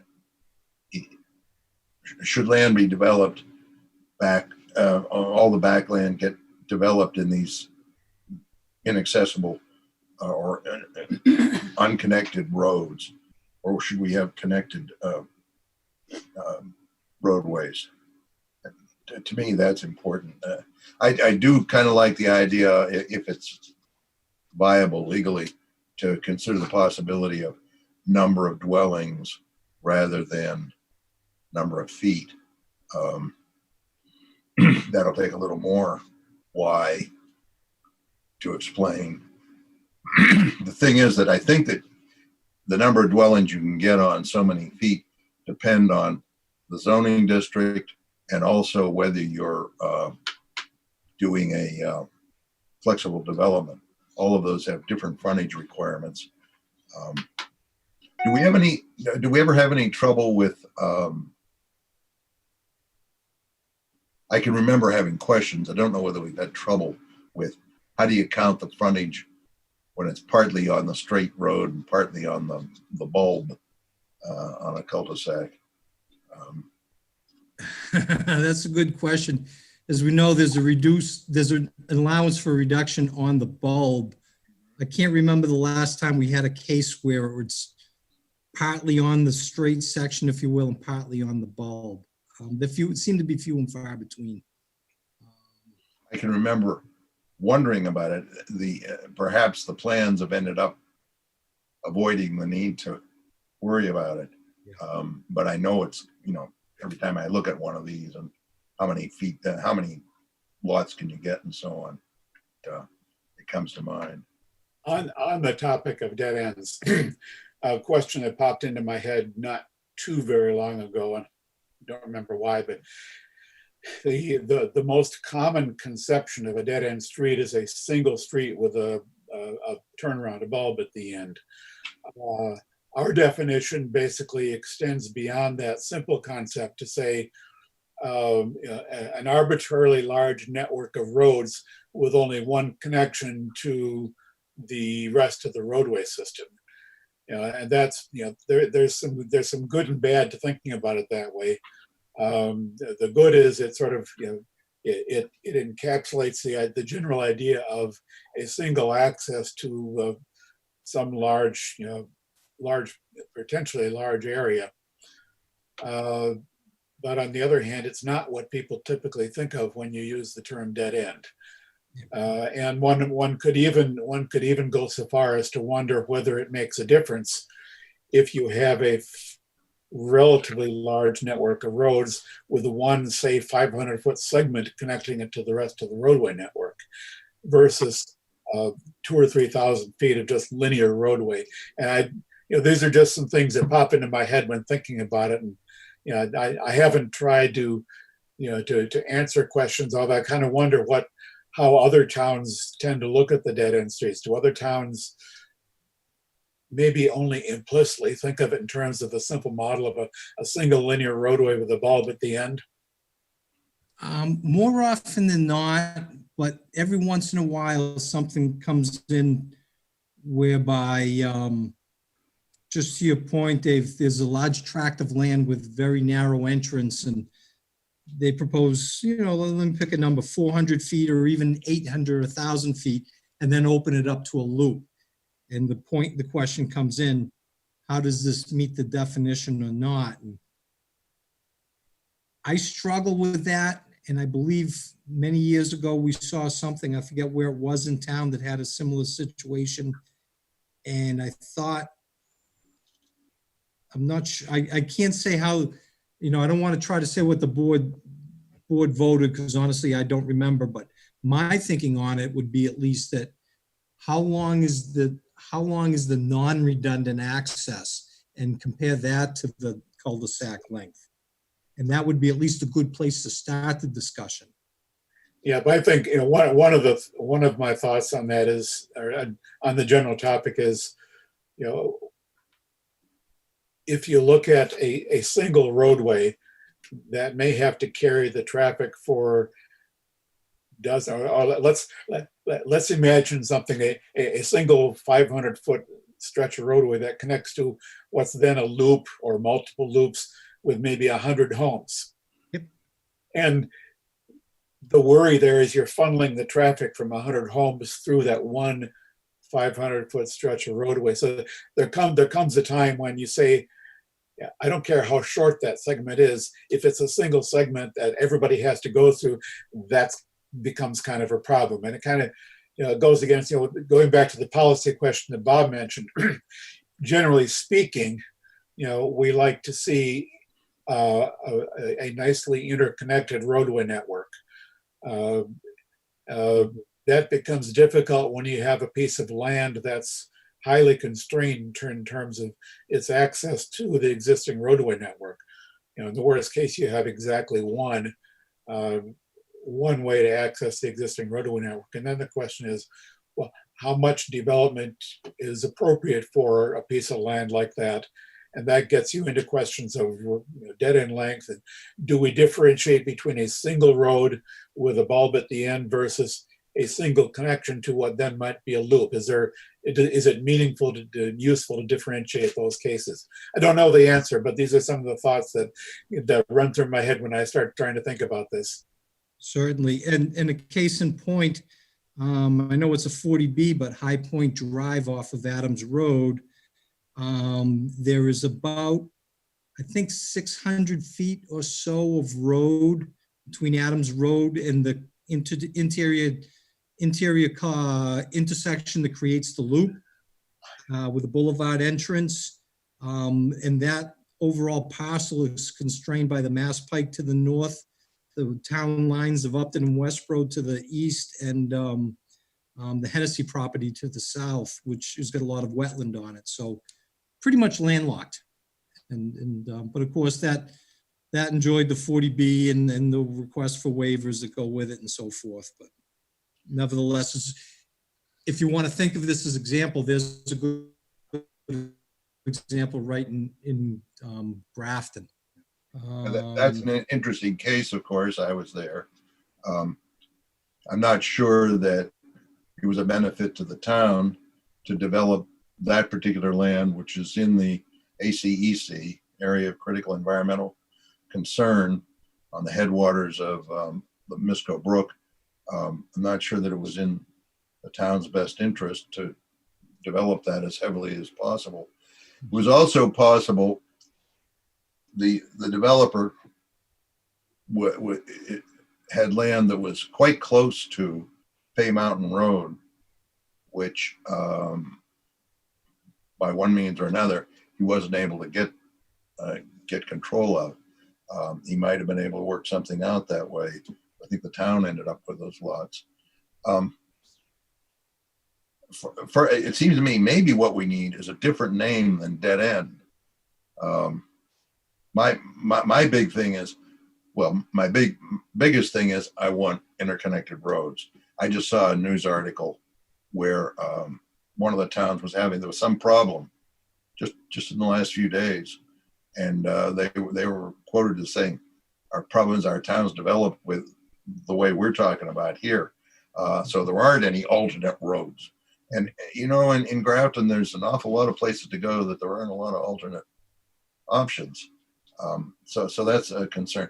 So anyway, I think maybe find a different name from dead end to better describe all of this. I don't want to focus 50 or 100 homes on one entrance on Adams Road, especially at that particular entrance. But before that one, way back, there was one. It was just before I came on the board, so late 60s, and Eden's. It was Eden's property at the time. What's that called? Hessenamessa Village? I think it has Hessenamessa Village. The board previous to me didn't want to approve it because it's the same kind of a long teardrop. In that case, he managed to go to court, but there were a lot of factors that came into how come that decision got decided the way it did long ago. But on High Point, he started off with us, and while he was still before us, he went to 40B also. So, yeah. And it's still not settled. The town's still not ready to accept those roads. That's still a work in progress. Well, Yeah. it's an unfinished work. I don't know whether there's progress. Maybe Chris can tell us if there's any progress. The term progress may not be entirely appropriate here. May require further. Uh, And of course, the one other thought that occasionally crosses my mind thinking about this is the downside of having a fully internet connected road network is people are going to worry about through traffic going through their subdivision. We get complaints about that. I don't want any through traffic. I don't want that traffic. So a subdivision with only one entrance solves that problem. So it's occasionally a little bit of a balance of competing interests that are fundamentally incompatible. I generally tend to prefer to seeing a fully interconnected road network, with an occasional cul-de-sac, not so bad. But I was reading a document not long ago where they contrasted a sort of a subdivision design with one main road and a dozen or so little cul-de-sacs versus a more continuous road network that, same number of houses, but a much better roadway design.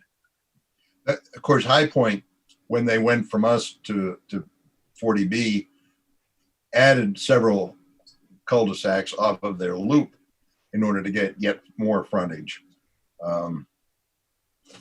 Okay, Jeff, I think you said two things and then we got on that one. Yeah, that's right. And that was the easy one. Oh, well. The other one is the interpretation of the requirement that intersections need to be separated by 600 to 1,200 feet. I know that the board and certain board members have suffered through a lot of discussion that I've only heard on the periphery from developers and engineers once in a while of the interpretation and how difficult it is to design. And I'm not advocating one way or the other. I'm just trying to give you feedback of with respect to questions and concerns that have come up and how's Grafton compared to other towns. I can share with you that, I'm probably working in 12.5 communities now. I can't recall having seen that type of requirement in any of the other ones. Without a doubt, intersection separation is very important to separate the turning maneuvers of vehicles. Without a doubt, Mass DOT in their highway design guidebook, if you want to call it that, speaks to intersection offsets and so forth. But I don't think it's up around 600 feet. There's a number of factors that come into play. The volumes of the main street, the volumes of the side streets, turning maneuvers, geometry, both vertical and horizontal. I just wanted to share with you that it's been, a difficult regulation that I've been told anyways by others. And I certainly respect the position of the planning board in Grafton and the town of Grafton. So I'm not advocating one way or the other, but it's food for thought. I've always been a little curious about the 1,200 foot part. I understand the 600 foot part. Nominally, you can't be closer, but what's the 1,200? That's the upper limit. So you got to build an intersection every 1,200 feet or less. It seemed to me that we don't necessarily need that if it's the way I read it. I think when I look at that, part of what I'm seeing is a parameter for the design of new subdivisions, where presumably the range of 600 to 1,200 feet is intended to result in subdivisions that don't have long stretches of road with just nothing but houses on both sides. So I can sort of abstractly see that from the perspective of the design of new subdivision. It has something to do with the layout of subdivision streets. And of course, that also would tend to be informed by the 1950s, 1960s era of subdivision design, where you're looking at sprawling subdivisions with wide curving streets. But it kind of makes sense to me in the context of that sort of, traditional, I'll call it sprawling for lack of a better term, expansive, open, however you want to describe it, that type of subdivision design. So when you're designing a subdivision, those parameters make some sense in that context. When you're connecting into existing roads, it's not so clear where that would come from, where that parameter comes from. Good thought, Dave. I always am looking at that in terms of the connection to the road, to the access that you're coming into the subdivision from.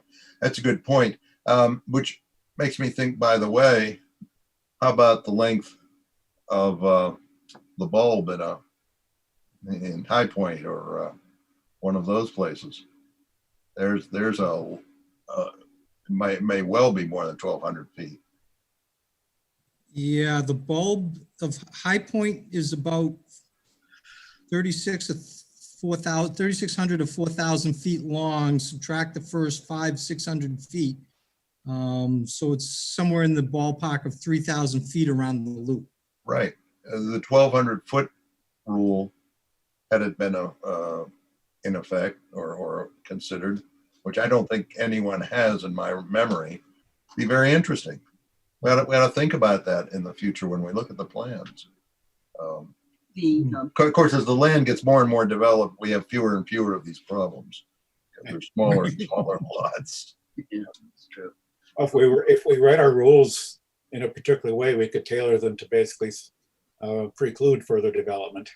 Although I don't think that would be a wise idea for us, but it could be done. Explain this, David. What? Might be spending a lot of money on lawyers to defend. Don't we have a flat deal with our town council? Oh, that's until we get to court, I think. The other, of course, the one consideration of the spacing of the distance from another intersection is the road that the main road. If it's a 40-mile-an-hour road, having a spacing is probably more important for safety reasons. But I'm not sure you could put that into, how to say this, every situation's different. Every road is different. I mean, you sort of talk about Milford Road and having a subdivision off it, as opposed to a subdivision off of back out of the way, Maroney Road. The needs would be very different. And maybe our regs don't really match up with that so well, but I don't know how to do that. Yeah, I'm not sure how we would do this, but I do think it's always appropriate to consider, regardless of what we end up, if we end up changing that 600-foot separation rule, however we end up approaching it. I think the one constant is going to be a consideration of traffic safety and turning sight distance. I mean, that is something that, regardless of anything else we say, we have to be cognizant of in our review and approval of any design. Agreed. I see Chris's hand. Did somebody? Chris wants to talk. I don't know. Oh, trying to talk. I didn't want to butt in, but I just had just from that conversation, Jeff, I don't know if in your experience, are there towns and their subdivision regulations that differentiate between arterial and collector streets? Do you know, or? It's certainly in the hierarchy of street systems, but usually when we're looking at subdivisions, we're well down below that to the local roads, not even a collector road. Okay. And not only just for residential, but for almost all industrial. I've been involved with a few industrial subdivisions where basically it's creating lots for industrial purposes. Bigger lots, wider roads, turning trailer trucks on a regular basis, that sort of thing. But it might be worthwhile trying to think about not necessarily whatever the formal thing that you're talking about is, but just in terms of Grafton, Pleasant Street, Worcester Street, so on and so on are major roads. And maybe we look at that differently than within a subdivision. So anyway, I think I do have I do have one clarification question for Jeff, just a thought I had kind of just percolating and didn't know how to word it, but was that where you said that different towns don't really have anything like this rule, and you said about 600 feet. Is there many towns that don't have any in their subdivision rules listed rule about distance between the entrance and another connection, another intersection, or is it more that they don't have anything approaching 600 feet? They don't have anything approaching 600 feet. They don't, oftentimes they don't have anything about the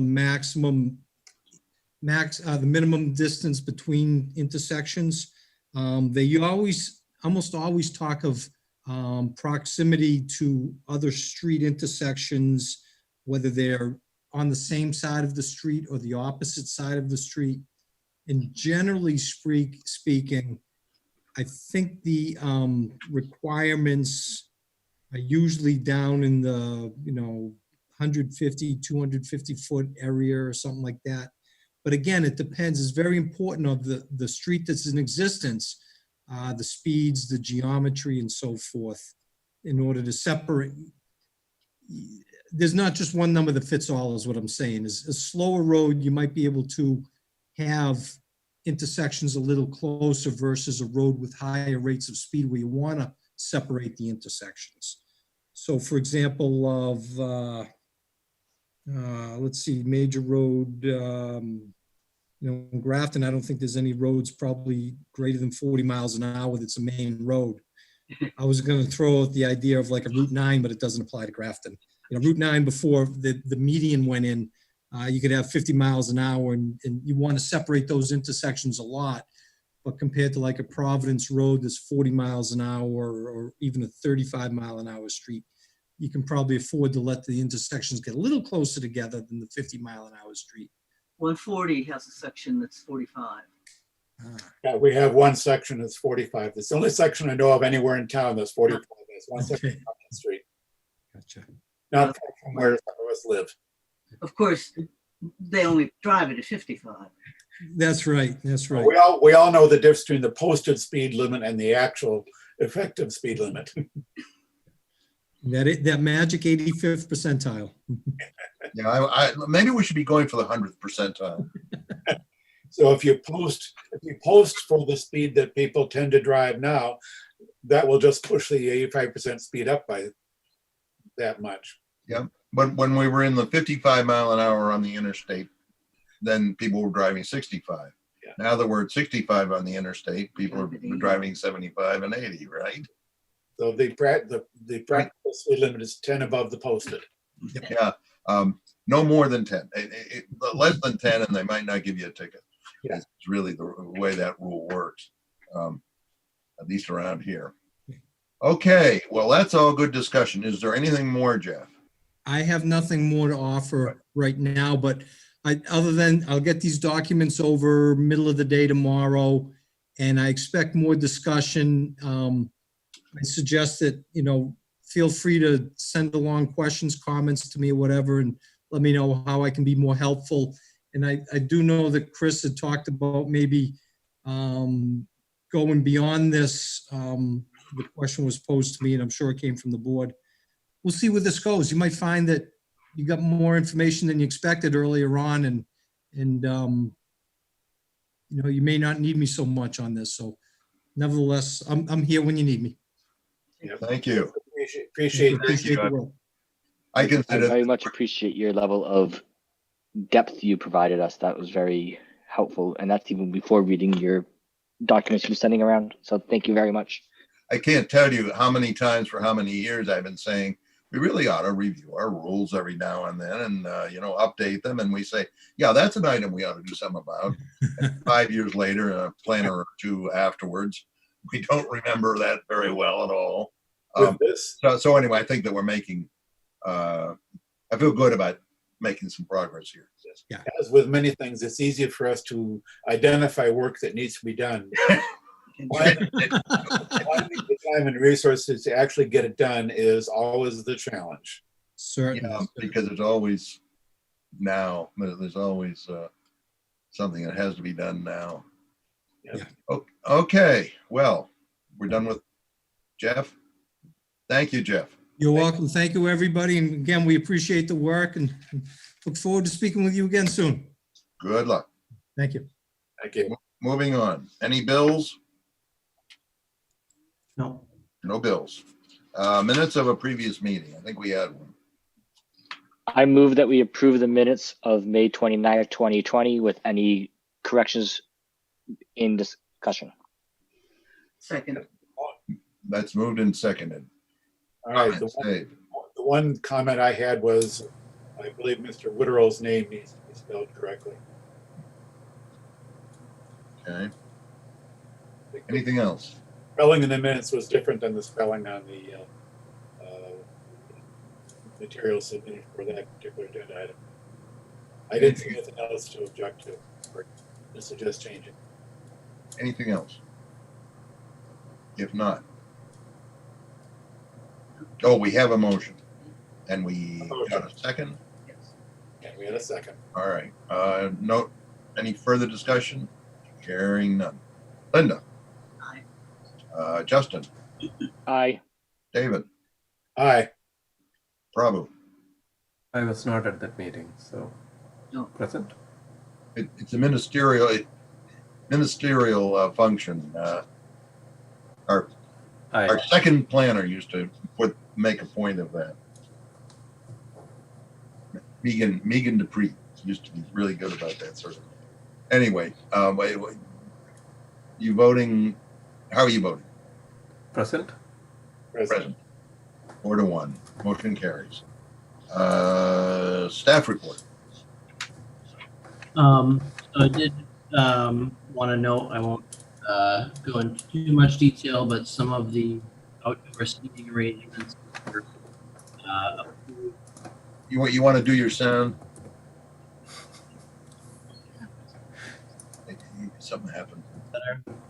Computer trying to deal with isolating what's coming in. Is that better, or Talk a little more. is this better now? Better. Better. Okay. Here. Sorry about that. I'll try to figure out what's going on with the computer.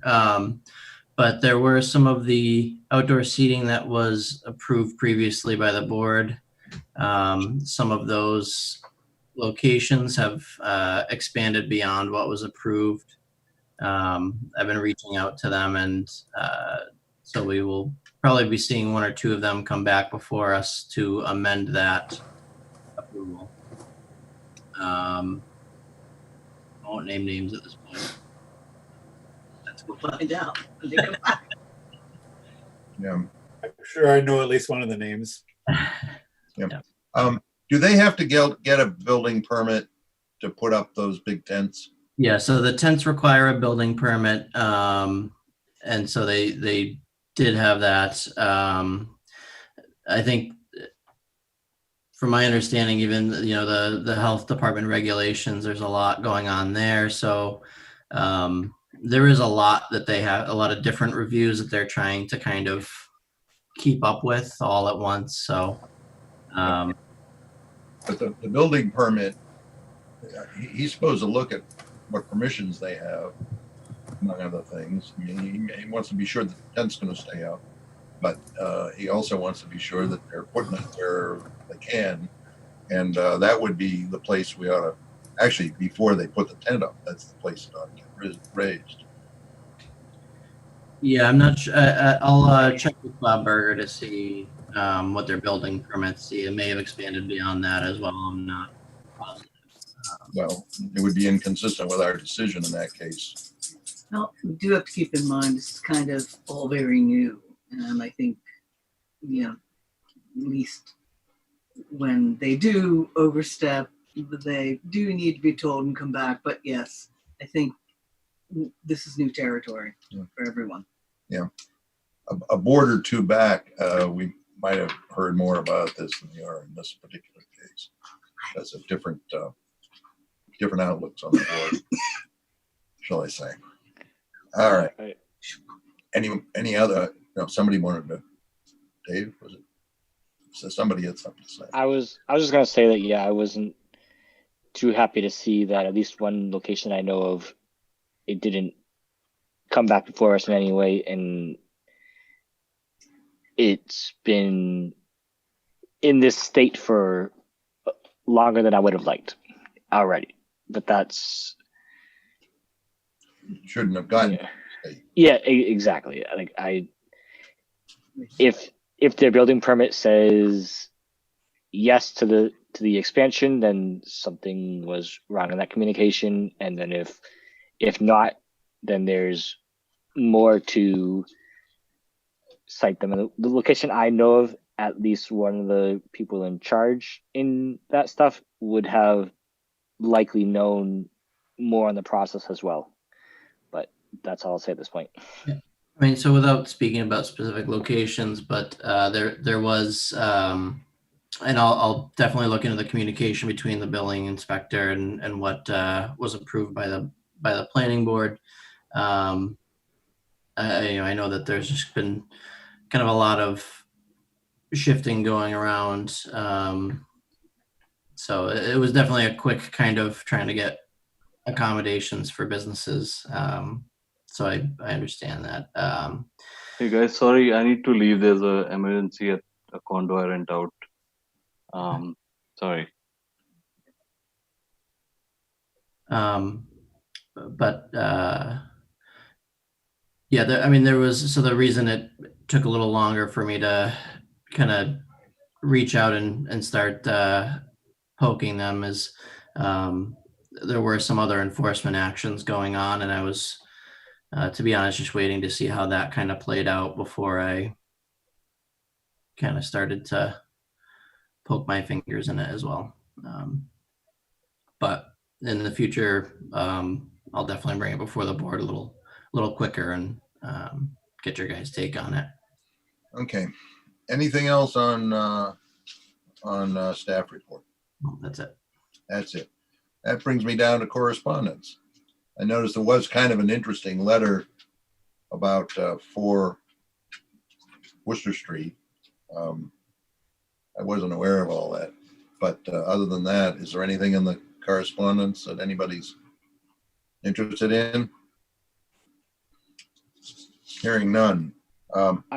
Sorry, Bob. I was just going to mention that I like to point these out when they come because of the contention that's been in the town, that there is a marijuana facility approved in Northbridge as well, which is just over the line. Whereabouts? Where does that say? It wasn't too far down. And I'm saying just over the line, but I don't necessarily mean like right over the line. Let me just find the. On 122? I think that was it. I want to just find it and not speak out of turn on that. So let's see. That's Worcester.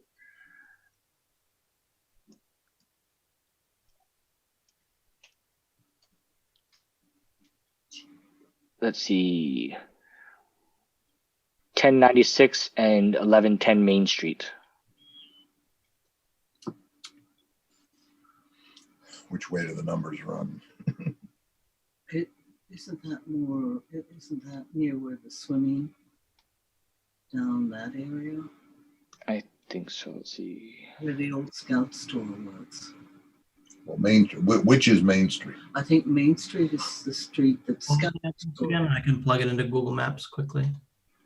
It is 1096 and 1110 Main Street.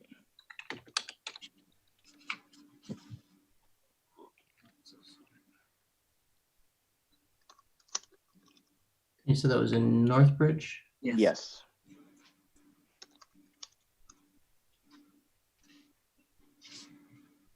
That doesn't look right. It's showing right near 146. Ah. That's back away from 122, the other end.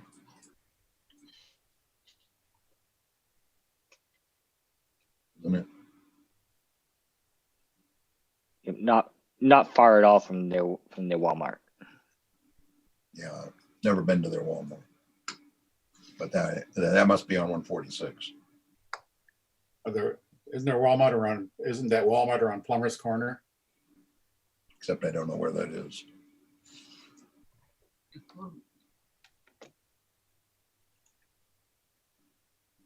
Yeah, it's right near the Witten's Pond, and It's Whitensville. yes, basically. I think that's the area. There's there's a swimming pool and is it a Y? Actually, It's a YMCA. That's right at the middle of Whitensville. Yeah, and this is probably towards the 146 end of that. It's kind of, Because I would assume the That's a low little ways numbers away. are there. If it's Main Street, it's the street that heads out towards 146. Yeah. Isn't that towards where they did the double donut, double peanut? Well, I think that's the intersection. yes, I believe that's accurate. Two little roundabouts, one on each side of 146. yeah, Creative solution. So, Chris, having any luck? You were looking.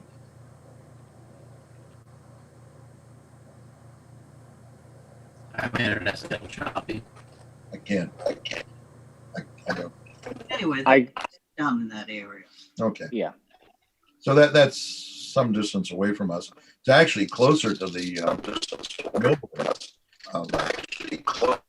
I don't. Someone is talking. I can't make out at all.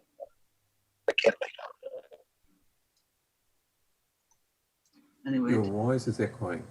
Yeah, off of 146. That's really Yeah, well, it's in the 146 overlay district. and that's why it's a location that's an interesting one. That gives access from a lot of areas. Yeah, and That's probably a pretty good location. The same as or similar to the one in Millbury. Yeah. Okay, is that all on that? Okay, that's a Yeah, different than the one I was. sorry, I was gonna try to pull up Google Maps, but I think it, with Zoom running and recording, and I can't run Google Maps at the same time. Yeah, I'm But- saying, right, that's Main Street right near 146 in Northbridge, Whitensville. Yeah, I was thinking of a different Walmart. Okay, well, that's a few miles away, and it's focused on serving 146 traffic as opposed to 122 traffic or Route 30 traffic. Yeah. Yep. Back our way. Any more on this or any other correspondence? Hearing none. Reports from planning board representatives, town committees, and CMRPC. I have an update from the library building committee conversation. Good meeting. There was a little more clarity as to how the project is being looked at, and apparently they had the meeting with the select board prior to that. So the overall, I'll post it on the chat window. Overall projected cost right now is 15.895 million against the total approved borrowing of 16.627 million. So with that, it sounded like it was always implied, but with this, from this perspective, it's much more clearer that there is. We still have about $700,000 of headroom before we hit the approved borrowing cost. So I thought that would be something Yeah. the board would be interested to know. The thing of note is that the approved borrowing cost is still, the current projected cost, even though it's lower than the approved borrowing, is still less than what. Is the projected cost is still more than what we would have actually expected based on previous town meetings and discussions that they had with the original RFP and the bidders that came in for that, because they came in, I think, $1 million under budget with the RFP from what they were projecting, and with the contingencies they found with the oil and all that at the site, they're actually have pretty much outspent their contingency budget at this point, from what I understood. Well over the contingency. They went twice over the contingency, but it was the contamination and the remediation. That is the one that consumed significant cost. So yeah, while we're within our borrowing capacity, we are paying, because of how I would word it, planning that could have been done ahead of time in a better fashion, just, according to some people anyway, is that we possibly could have been even better in terms of our overall projected cost at this point. That's worth noting, at least to me, is that we're getting really tight on our borrowing capacity right now. So if anything does go wrong, whether it be cost of furniture goes up, it could eat into this. Right. There are a few other options. That's a good point, Justin. There are a few options that was discussed as. I posed a question. If the contingencies, we are already above the contingency. We have depleted through that. If we hit a point where we need to borrow, we go above this approved borrowing cost. How do we handle what gives, right? And one of the thought process was the furniture. We already getting sponsorship for the internal furniture, so on and so forth, is going to be much more of it's going to be easier than trying to get sponsorship for, hey, I need to plaster this wall, or I need to build an additional wall and stuff. So there are conversations. We are not yet there, and that is where I was trying to focus on. When we hit that point, what else are the options? So there are discussions. That's ongoing. And the other piece I wanted to let know was, I was under the impression, based on once we had this COVID situation hit us, that the work had stopped. Apparently work never stopped. By the time we were trying to get to a point to stop the work, we got the approval to restart. So we technically did not stop work at the building, and it's coming out well. The frames are up, and I think by next week it will be in a much more significant portion of the superstructure would have been constructed. I have been curious, and it's hard to stop there and really, carefully inspect the site. But as you drive by, you saw they put in foundations that you could see. They came up far enough that you could see that they put steel on. But there's the section between the old building and what they've been working on. And I don't even see foundation walls at that level. So I'm wondering, I've seen people wondering, what's going on there? Some people think they're building a separate building. I'm just curious what's going on with that. Sure. That came up, and this was last week meeting, last Monday, and Andy mentioned that they were going to connect those the framework, the steel framework, and the building. So there was going to be a connection. I didn't pay attention to the foundation aspect of it. Yeah, no, there is supposed to be a connection, but for some reason they're building the whole, what is that, east end, and there's very little sign of anything happening on the west side, the side which will meet up with the old building. I'll be happy when I see that steel going in. Anybody, anything else on that one? Any other reports? No other reports? Well, is there anything else that can legally come before us? Move to adjourn. Second. Moved and seconded to adjourn. That's not debatable. Linda? Aye. Linda says aye. Justin? Aye. David? Aye. Prabhu? Aye. Motion carries. We are adjourned.